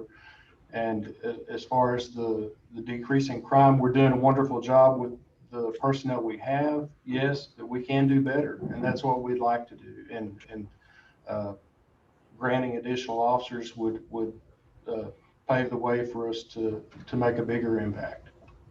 All right, I think Harry has a question, then I have some more questions. So Harry. Thank you. Harry Thomas, single member District 3. Just a real quick comment. I mean, I want to follow along with what the mayor said and what Ms. DeWitt said. And that is, I think we need to find a way that we find these, fund these additional 5 officers. The challenge is going to be is how do we get there? And I would challenge the chiefs to continue to look at grants for these types of things to help offset that cost to the citizens, to the city. And I really want to make sure that we're moving towards that goal of 5 additional officers.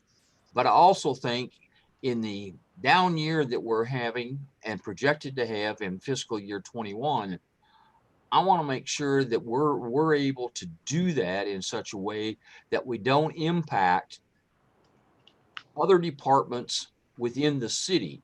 We're already challenged with 52 positions that we're down. And I know that we want to make sure that we've got critical services continuing. But even in those non-critical services, citizens expect to get things done, and they're not going to wait 2 and 3 months because we don't have the people. So I would like to get this done, but I'm also going to challenge the chiefs to see if there's not additional grants in year 2, 3, and 4 that we can help offset this $858,000. I want to be very clear that I'm very supportive of our police department and the leadership in our police department. But I know that all of us constantly are watching what's going on across the country. And even though I know those charts that you're referring to that say based off of our population, we should have 190 officers in so many cities across the country right now, city councils are reducing funding for the police departments, not increasing, but they're decreasing. And so this is kind of an unusual issue for us because at a time period when decreasing monies for police departments, we're looking at a request for increases. And I say this outside the conversation of, I believe strongly in our police department. I believe strongly in the leadership of our police department. But I also know we are at a tight budget, that many cities across the country are reducing the budgets, which I'm not sure is a very smart decision, but many cities are not increasing. And here we are looking at over a 4-year window of $1.1 million dollars in increases without any other conversation about any other needs or requests. And so that's, again, I say that with great respect for the leadership and what is happening in terms of our assistant police chiefs and their leadership and the good job that you're doing. That being said, it still requests for more money. Mayor Gunter, may I make one comment concerning it? And I appreciate very much your comments. I think we're going to see a backlash from the in some of these communities that understaff the police at a later time. And the climate that when we originally applied for this grant, this was way back in the first part of March. So the climate, the political climate, the state of the country, everything has changed dramatically since that time. It's not something we could have foreseen when we applied for the funds. That's a very valid comment, but bringing that up, you're telling me that we applied for this back in March and this is August. I think along the way, maybe we should have been brought into that conversation before today. We did not receive any notice of award until late August. I know you didn't receive notice of the award, but back in March you applied for the award, and I'm just saying it would have been nice before this budget meeting to present to us the grant because you got it, instead of informing us earlier in this process that you applied for it.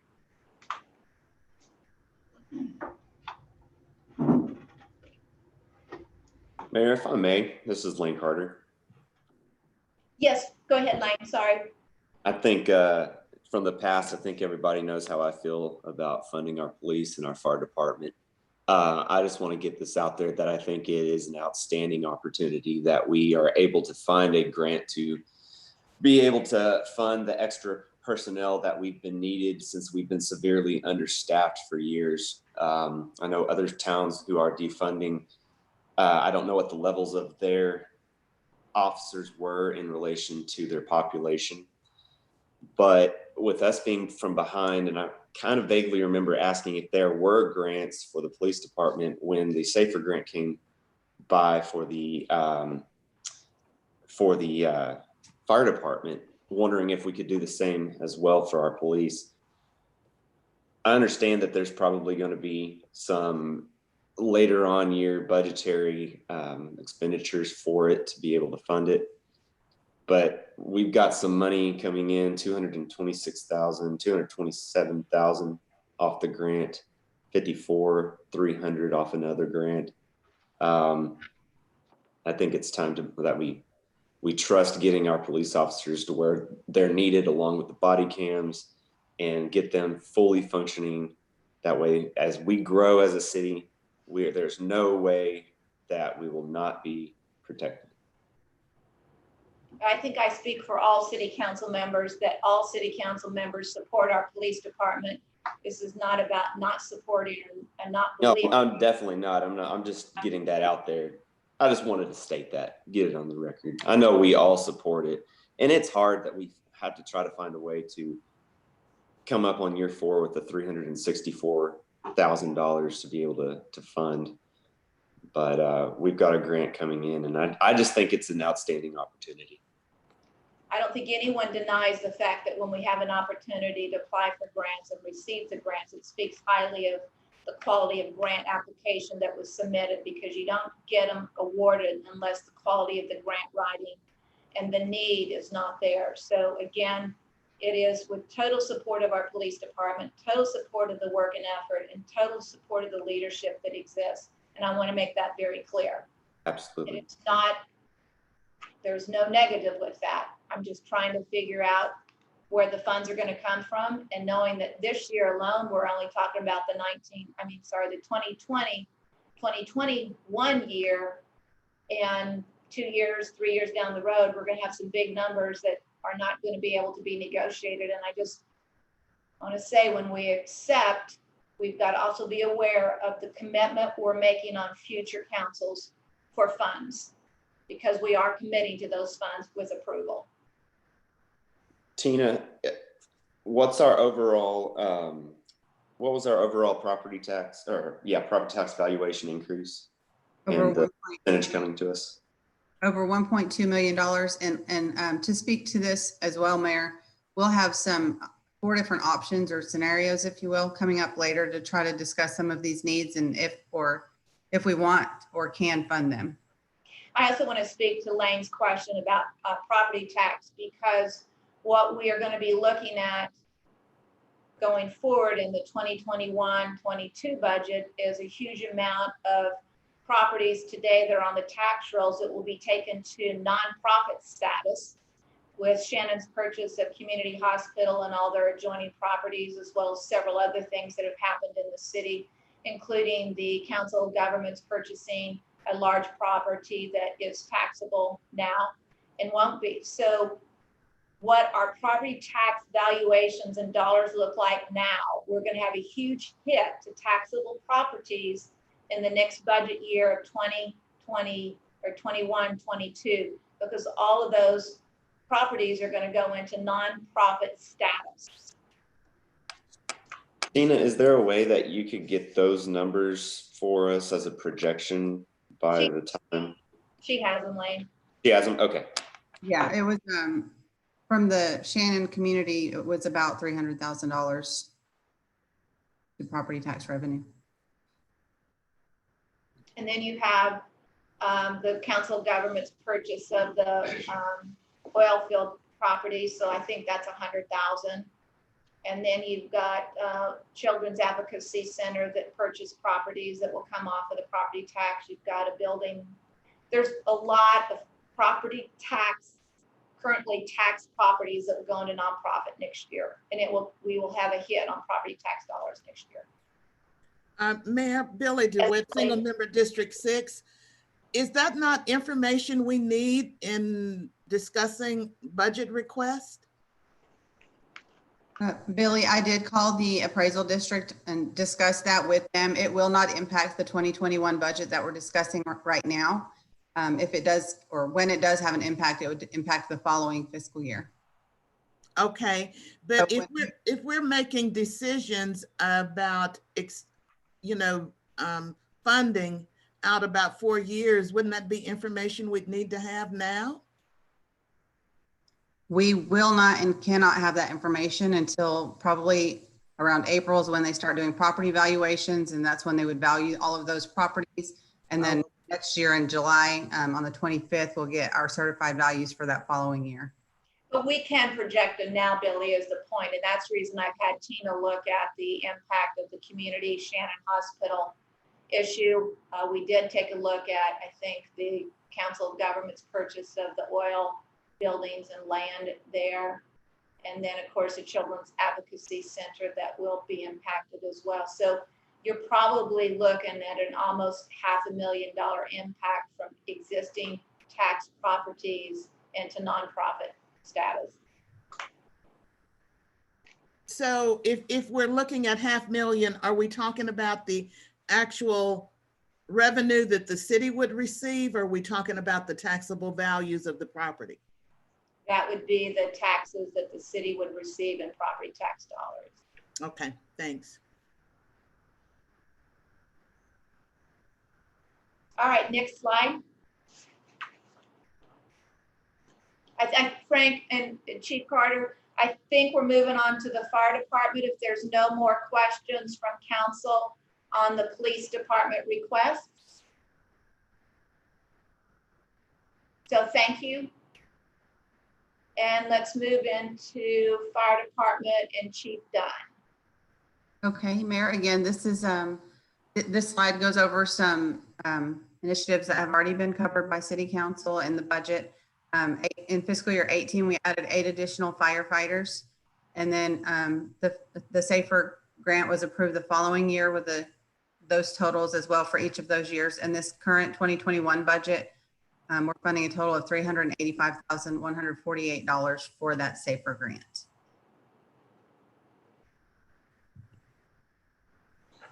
So the only request we had from the fire department this year was to continue the peak hours ambulance. at a cost of $263,900.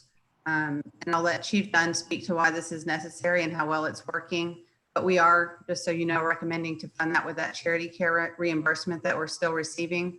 We have received confirmation that we'll receive it this year. And so we feel comfortable with using that to cover it if the council chooses to do so. Morning, Mayor, Council, Fire Chief Brian Dunn. The peak ambulance, what it does for the city is that we're making most of those runs during the 9 to 6 that we're staffing the peak ambulance. And what this does, instead of putting that 7th out crew in place or full-time 24-hour crew, this is about a third, a little more than a third, probably 40% of the cost to cover that instead of putting that other one in place. If those utilization times go up, what happens is we end up shutting down fire trucks to man ambulances because we start running out of ambulances during some of those times.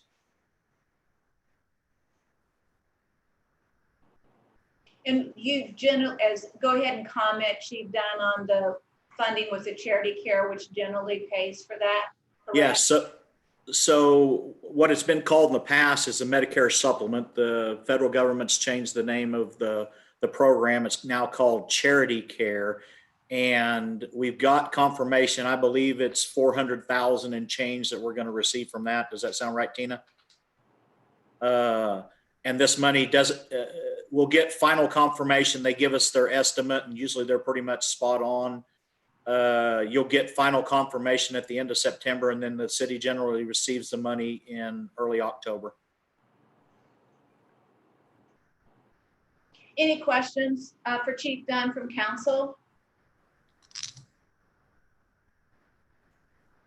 Okay, thank you, Chief Dunn.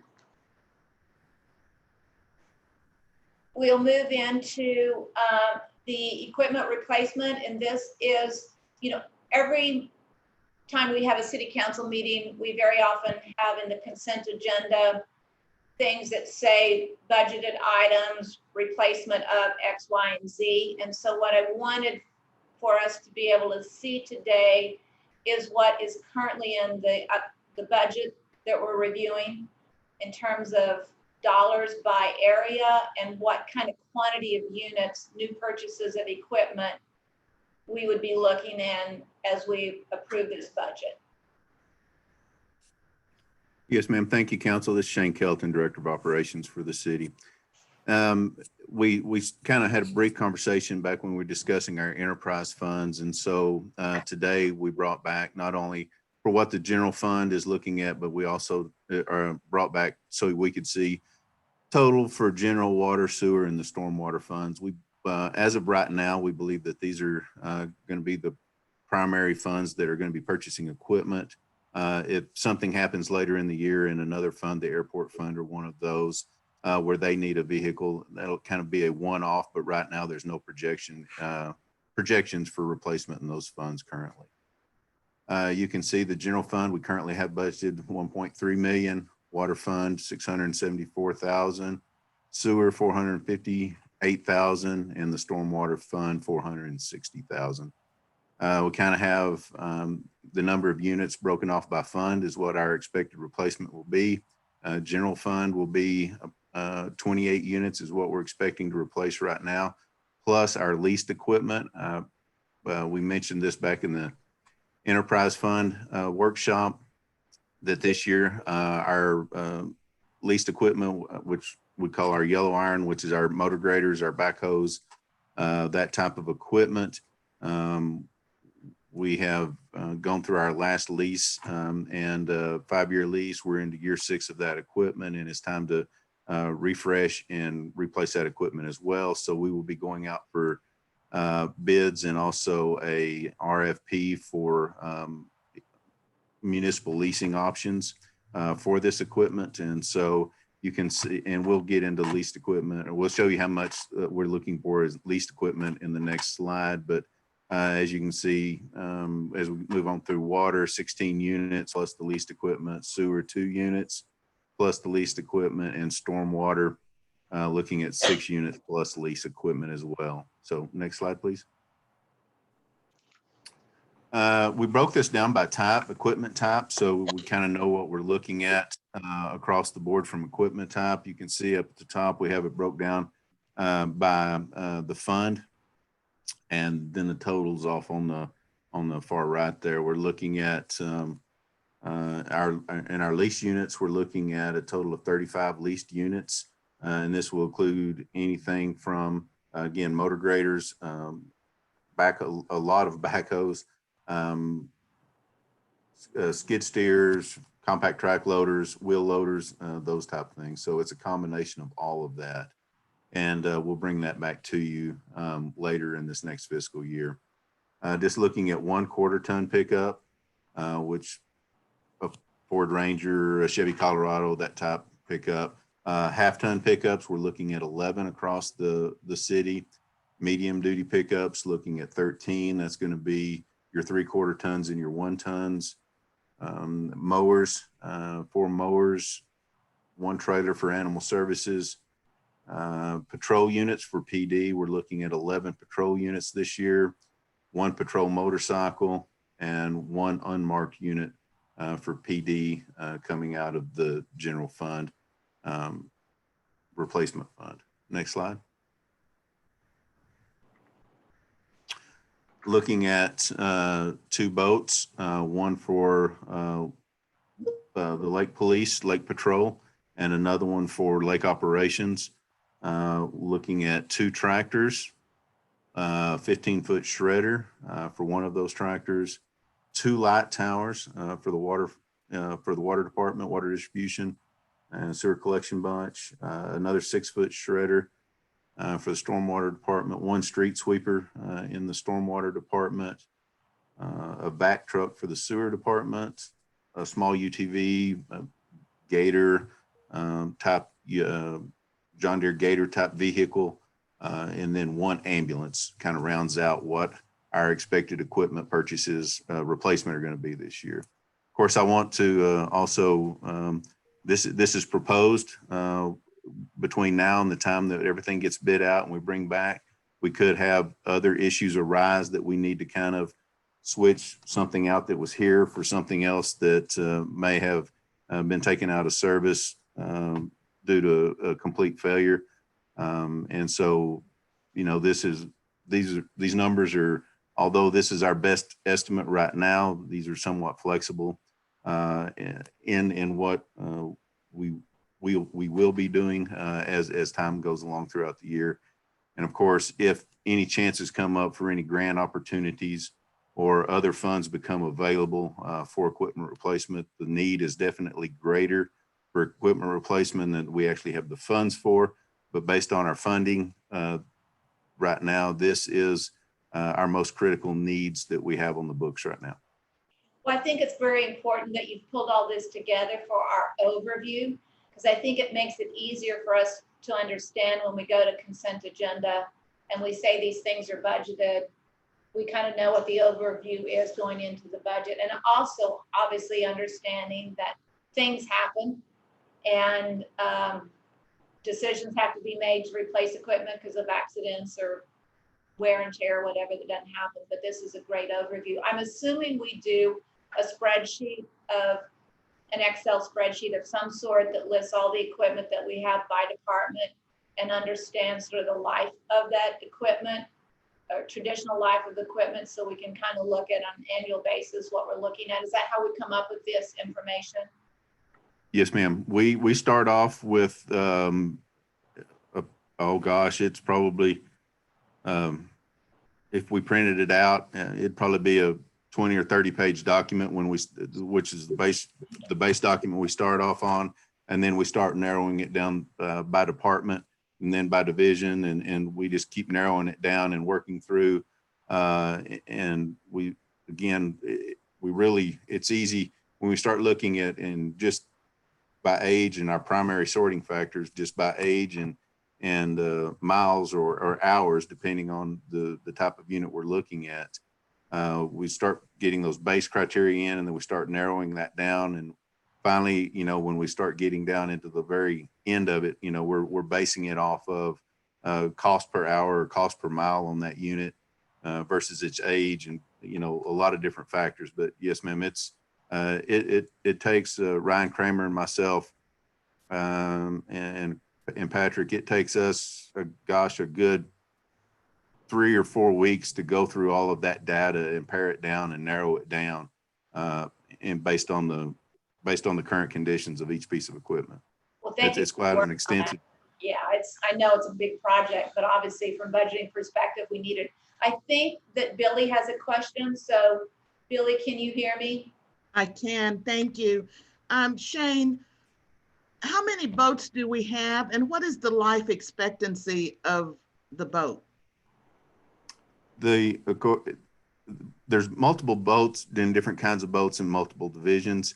In lake operations, we currently have 2 boats that they use in lake operations. And we're getting anywhere from 10 to 15 years out of those boats, depending on the boat. And then also we have 2 boats in the lake patrol, and they're getting, gosh, some of them will get 10 years. Some of them we've even had some in the past go as long as 20 years. We try to replace them prior to that. We really don't want them to get much over about 10 years old, but as budget constraints come about, sometimes those get pushed out further than what we would like. But we try to replace them about every 10 years. Okay, so these 2 are strictly for the water department that you're looking at replacing? One of them would be lake operations, and then the other one would be lake patrol, which is the police department boats. But the water fund supports those 2 operations. All right. And exactly what is a light tower, Shane? The tower, it's a portable light tower. It's basically just a portable lights. It's a generator with a stand of lights that mostly our water distribution and our sewer collection crews use on leaks at night. When we have a leak in the nighttime hours, they can take that tower out there, and that way they can continue to work in safe lit conditions at night. Thank you. Other questions from council? Does anyone have questions? I got one. Tom Thompson, you're on. Hey, Shane, wasn't there at one time we had some tracking software we would put on these pieces, and we identified pieces of equipment that we did not use much and we would take them out of the system? Do we still have that software in use today? Yes, we do. And that's, we use that quite regularly. Almost all equipment, not all equipment in the city is GPS, but almost all of our equipment is GPS, and we track it and we monitor miles and we monitor hours on all of it. And we generate those reports and send it to the directors and the division managers. Right. So it would be suffice to say that it's probably allowed you to decrease our inventory of this over the past couple of years, or I'm hoping so. Yeah, the first 2 years we had this in service, we decreased our fleet by 65 units based off utilization alone. Okay, cool. I just wanted to make sure that was still in effect, and you back that up. Thanks, Shane. Yes, sir. Great comments. Thank you for that. I think that's important to understand the impact of that software. Council, do I have anybody else raising your hand or wanting to ask a question of Shane? Does not look like it. Shane, again, thank you for doing this, because this will help us move through agendas going forward, better understand what we're doing. It's very beneficial, and thank you for the work it took to come up with all of this and to figure out the budget thing. Great work. Thank you. Yes, ma'am. Thank you. All right, the next slide is, I believe we start to review and start to make decisions about what we want to support and put into the new budget, and look at what the impact is and whether it works in total for our projected revenues. Yes, ma'am. First, I'll just remind you of what the amounts were for health insurance. For the 4.4 shared increase to both employee and the city was $154,000. With a 0% increase to employee and 5.6% to the city, it was $198,000. I'm going to ask this question because I think it's come up before. What we do the decision that we make is specifically to the dollars. So if the dollar amount is wrong here, we're saying that in the budget, we would be willing to spend 154,454 or the 198,037. So we are approving the dollar amount. That's correct. Because there was a question before, confusion about the dollar amount or a percent. And I just want to make sure we're clear. Okay. Okay. Tina, Yes.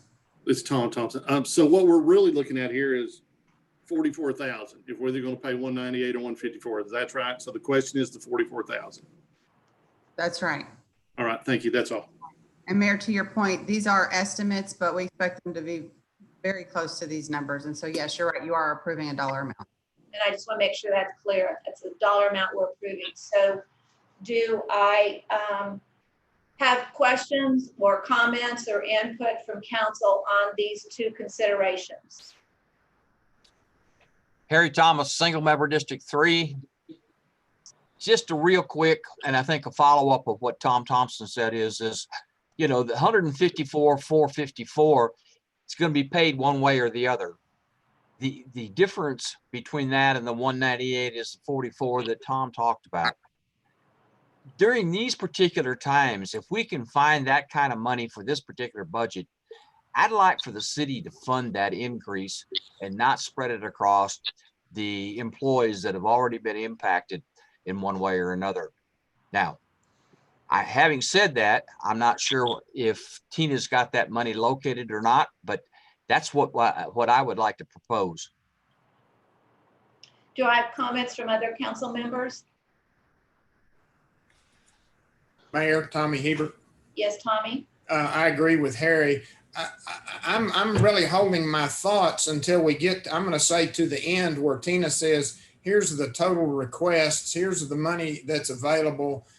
And, you know, we can do this and we can't do this. So I agree with Harry on this one, but I'm kind of holding my thoughts until we get really to the very bottom line here. I haven't seen anything bottom line yet. So. Okay, very valid. Okay, thank you. Any other questions or comments right now? Mayor, Lucy Gonzalez, single member District 4. I was also wanting to know where do we have the money? Do we have the money to fund it completely, the whole amount? Do we have that money? Mayor, are you ready to move on to those slides then? Yeah, because it seems like everybody has a point of view, but we don't see the big picture yet. And the big picture might make us go back and re-review some of these issues and make final decisions. Yes, ma'am. Okay, so we have marginal revenue of $15,440 this year. That is including the 10% decrease to sales tax. And so I have 4 options for you. These first 2 are really just to kind of show you how much the total of the funding need is. And then we have the last 2 slides show you scenarios. So the first one includes funding the COPS grant for year 1 for the local match, and then funding health insurance at the 50-50 of the one with the $154,000. And with that, we'd be short $253,000. And the reason you're only seeing those 2 lines, I just want to remind you that we had other alternate funding sources for the other 2 requests that we did discuss. And on this next slide shows the city picking up all of the health insurance increase. And with that, you can see we'd be short almost $300,000. Again, that's with a 10% decrease to sales tax. This third option includes the 10% decrease for sales tax. The same 2 requests, but instead of being short the 296, we could, as one option for a solution, carry over 296,000 of that $1.4 million surplus that we talked about earlier for sales tax. And finally, if we budgeted at an 8.5% decrease, we would balance the budget. Okay, is that, but you say option 4, marginal revenue of 300, so that's the 8.5% decrease in sales tax, not the 10%? Yes, ma'am. Well, let me just go back to option 3. I don't really want to take 296,000 out of the marginal sales tax, because one of the big issues that we hear on a constant basis from our citizens is, what are you doing about streets?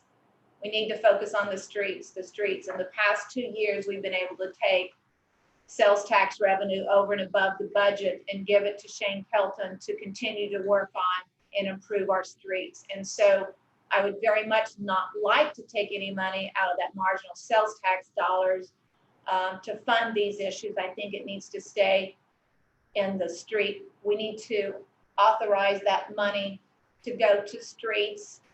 I think it's a huge, big, important item, and I know we hear about it on an ongoing basis. What I do believe that we could do, and I think the option 4, where instead of having a 10% decrease in sales tax revenue, we plan for an 8.5% sales tax revenue, paying for the police cops grant, the local match, and then the budgeting 198,000 for the health insurance, giving us a surplus of the $3,900. And I think this option 4 addresses, for me, a conservative overall plan based off of sales tax revenue, supporting our police as we want to continue to support our police, and supporting our personnel by covering their insurance increases and still leaving the city in a good position financially. Those are my comments. I'm open to comments from council.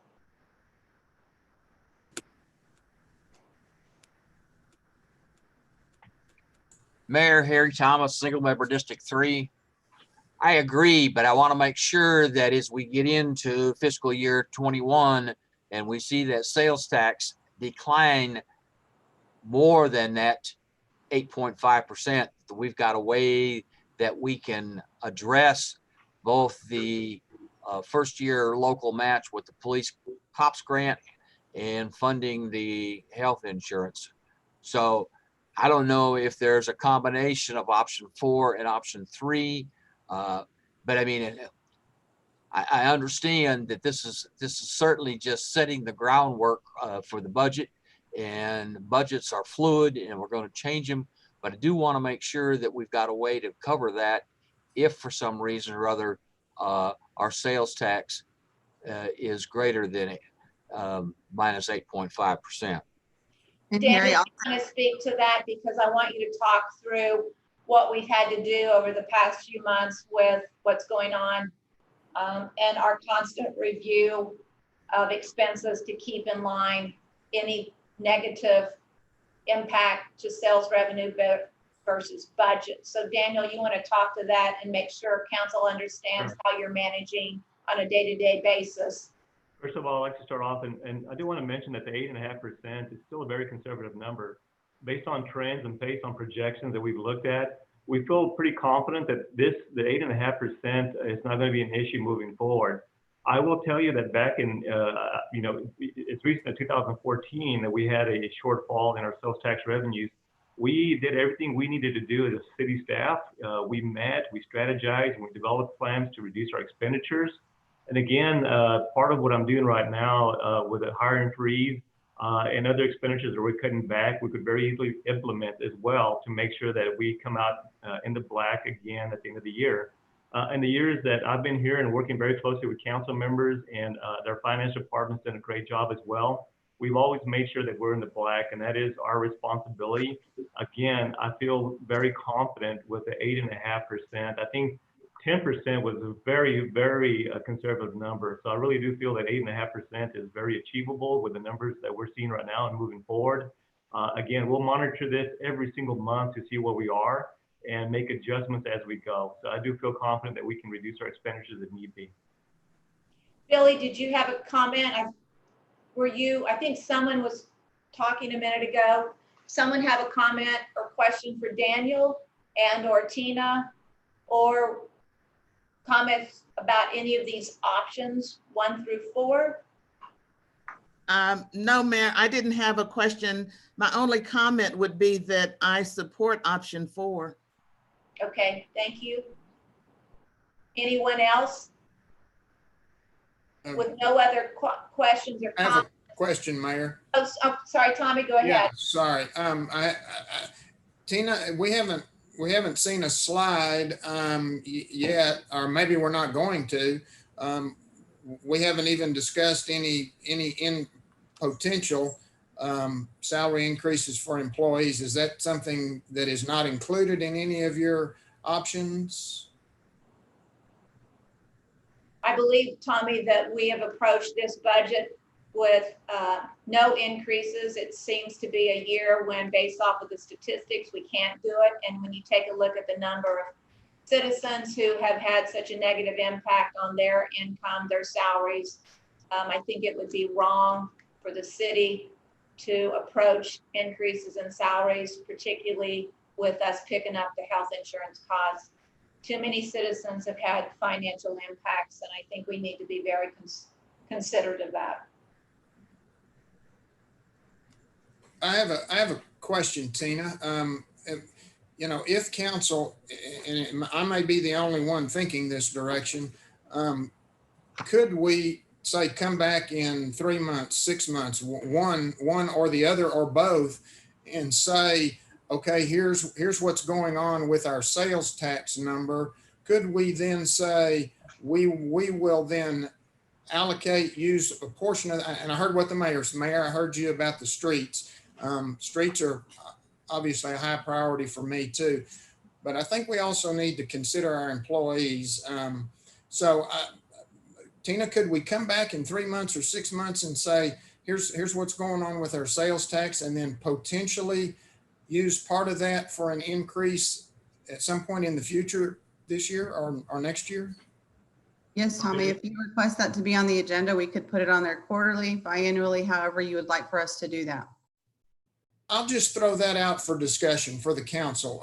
That's something I would like to see, and it still may not happen, but I would like to look at our sales tax numbers to see, you know, then we can see what it would take at that point in time to do something for our employees. I feel pretty strongly about that. So I'll just toss that out there for other comments or discussion. I value the employees tremendously, and I value how hard our citizens work to produce the sales tax revenue and the bills they're facing with their property taxes. I think we have to be considerate of what's going on in the entire city and people's individual lives. And I also want to be incredibly consistent and conservative as the following. The number one complaint we have over and over and over again is, when are we getting the streets fixed? When are we getting the streets taken care of? When are we getting this done? The streets are a huge, big, important item in citizens' lives. And we've got to keep very focused on moving up and moving as fast as we can on these streets. Okay, any other questions or comments from council? Mayor Harry Thomas, single member District 3. I want to applaud Tommy and say that that's a unique approach. And I think if we come back every quarter and take a look at that, then we can make some decisions on what we can do with any sales tax increases. And I don't disagree with the mayor on the streets, but I can tell you, you know, $500,000 really is not going to make a big impact on any one street project that we're going to do. So if we can utilize it in other ways to benefit the city employees, I would certainly like to take a look at it. Anyway, that's just my comment. $500,000 will fill a lot of potholes. Just saying. Other comments? Mayor, I'd like to make a comment. Here, as far as what's been accomplished this past year, I do want to give a lot of credit to our city council, mayor, our city staff, finance department. There's very few cities right now that will actually be putting money in the fund balance next year. There's a lot of cities right now that are looking at really extreme measures to cut back because they didn't budget conservatively in the past. And this has always been our approach with the city of San Angelo. So to be looking at the potential of actually putting $1.4 million in the fund reserves for next year, that should be applauded. That's actually an effort from everybody working together to make sure that we're being fiscally responsible, and that's something that we've continued to do. So again, just wanted to point that out.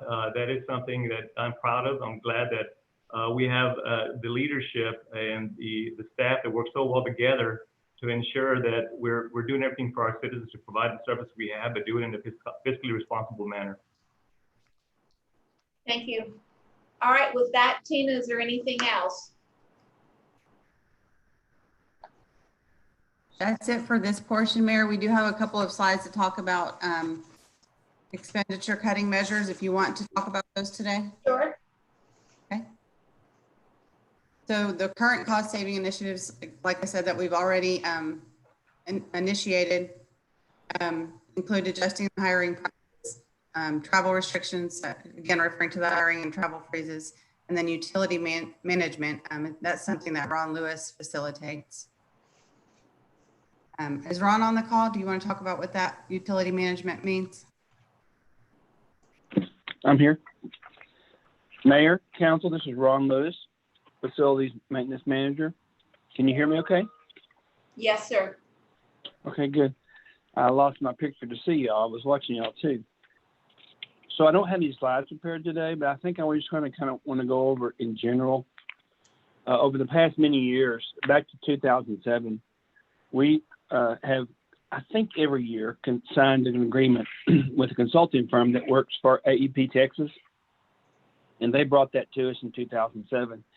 It's a way to incent us to make improvements to our air conditioning, our roofing, and our lighting programs to be able to cut costs. Their goal by statute in the state law was to cut generation for electricity costs. So what we've done is we've gone in and they've helped us to identify projects that we had funding for at the time to be able to, many of the projects, there was new equipment brought. So many of the projects were, of course, in the time frame when City Hall and the community development buildings were redone back in 2010-11 time frame.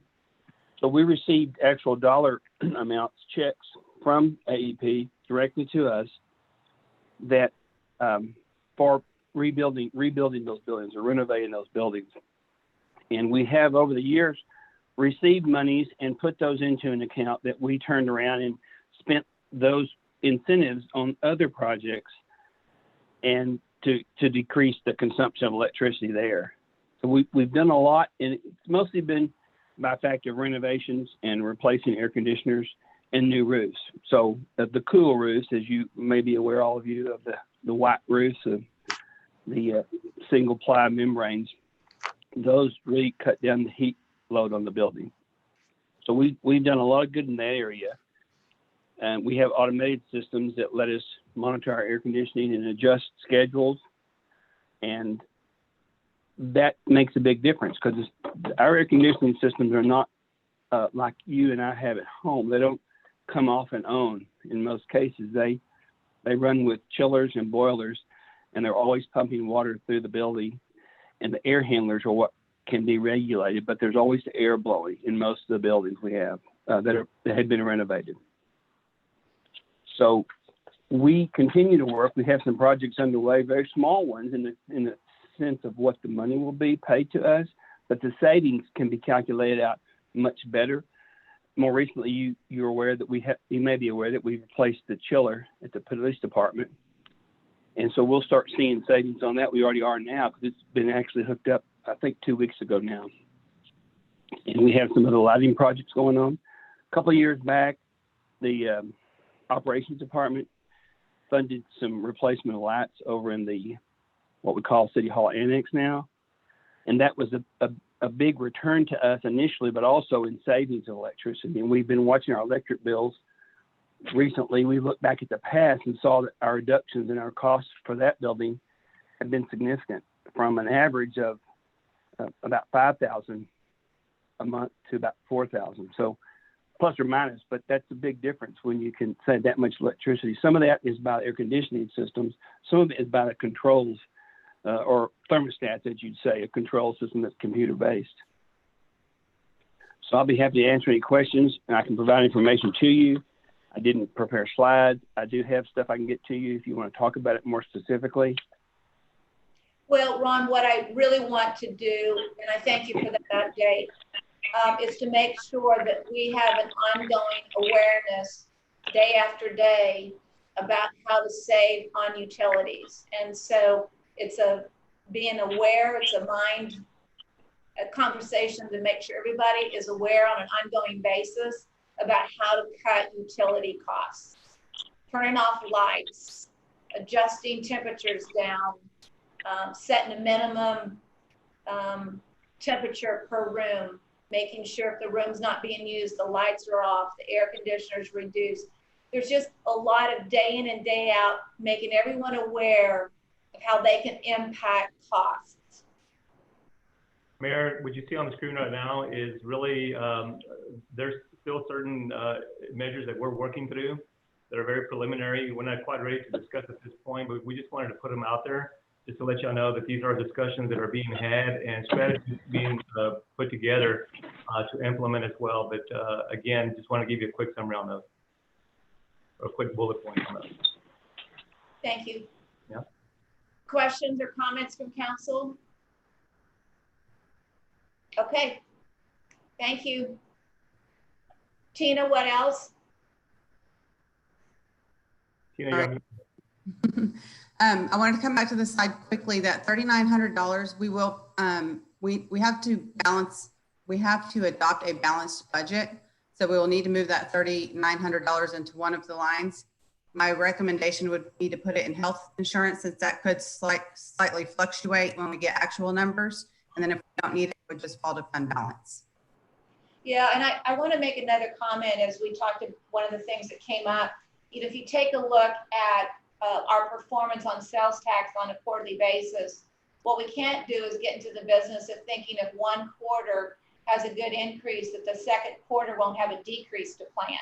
And so when you're trying to make decisions on a quarterly basis instead of an annual basis or a 6-month basis, dynamics change in economies, and we need to be very careful about what we're doing.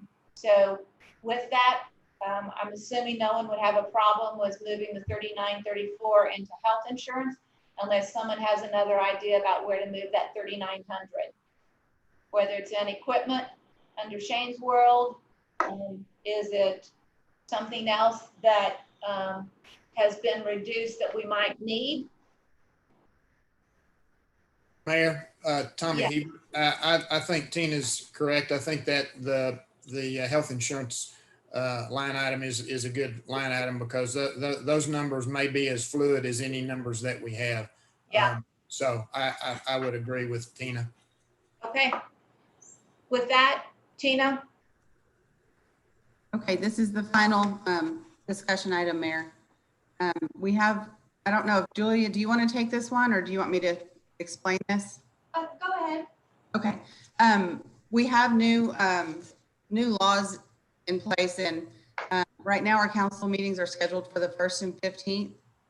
We are considering asking council to move them to the 15th and the 29th, as we are waiting for kind of finalization on some of these rules that we're having from the new legislation. If that is not an option or a possibility, we can still keep them on the 1st and the 15th, but we're trying to push them out a little bit so we have more time to understand what we need to do. Well, let me ask you a question. Right now, based off of the information presented, I'm believing that council would want to leave the property tax levy at the 0.776. And if that is true, could we not today vote to accept a proposal to leave the property tax at 0.776 as it is?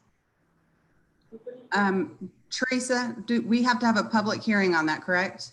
Yes, we do. We have. That's Okay. part of the reason we're asking for the delay, to arrange the public hearing.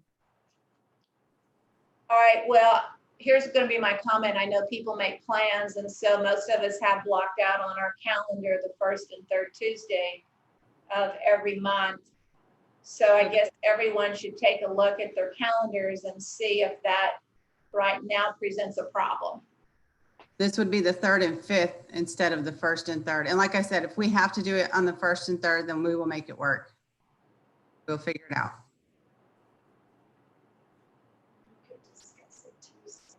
We can think about, if everyone will look at their calendar and their planned trips that they've committed to, on Tuesday at the city council meeting, we can make a final decision on this, and we'll put that in there to do. So you have a chance to look at your family's lives and what you've committed to in terms of travel or vacations or business meetings, etc. Does that work for everyone? Yes. Yes. Okay. What we'll do. All right, Tina? Ooh. That's all I have, Mayor. With that, we will adjourn this workshop and thank everyone for their comments and participation. Mayor, I move we adjourn. Thank you. Second. It's a vote. Aye. Aye. 0. See you Tuesday.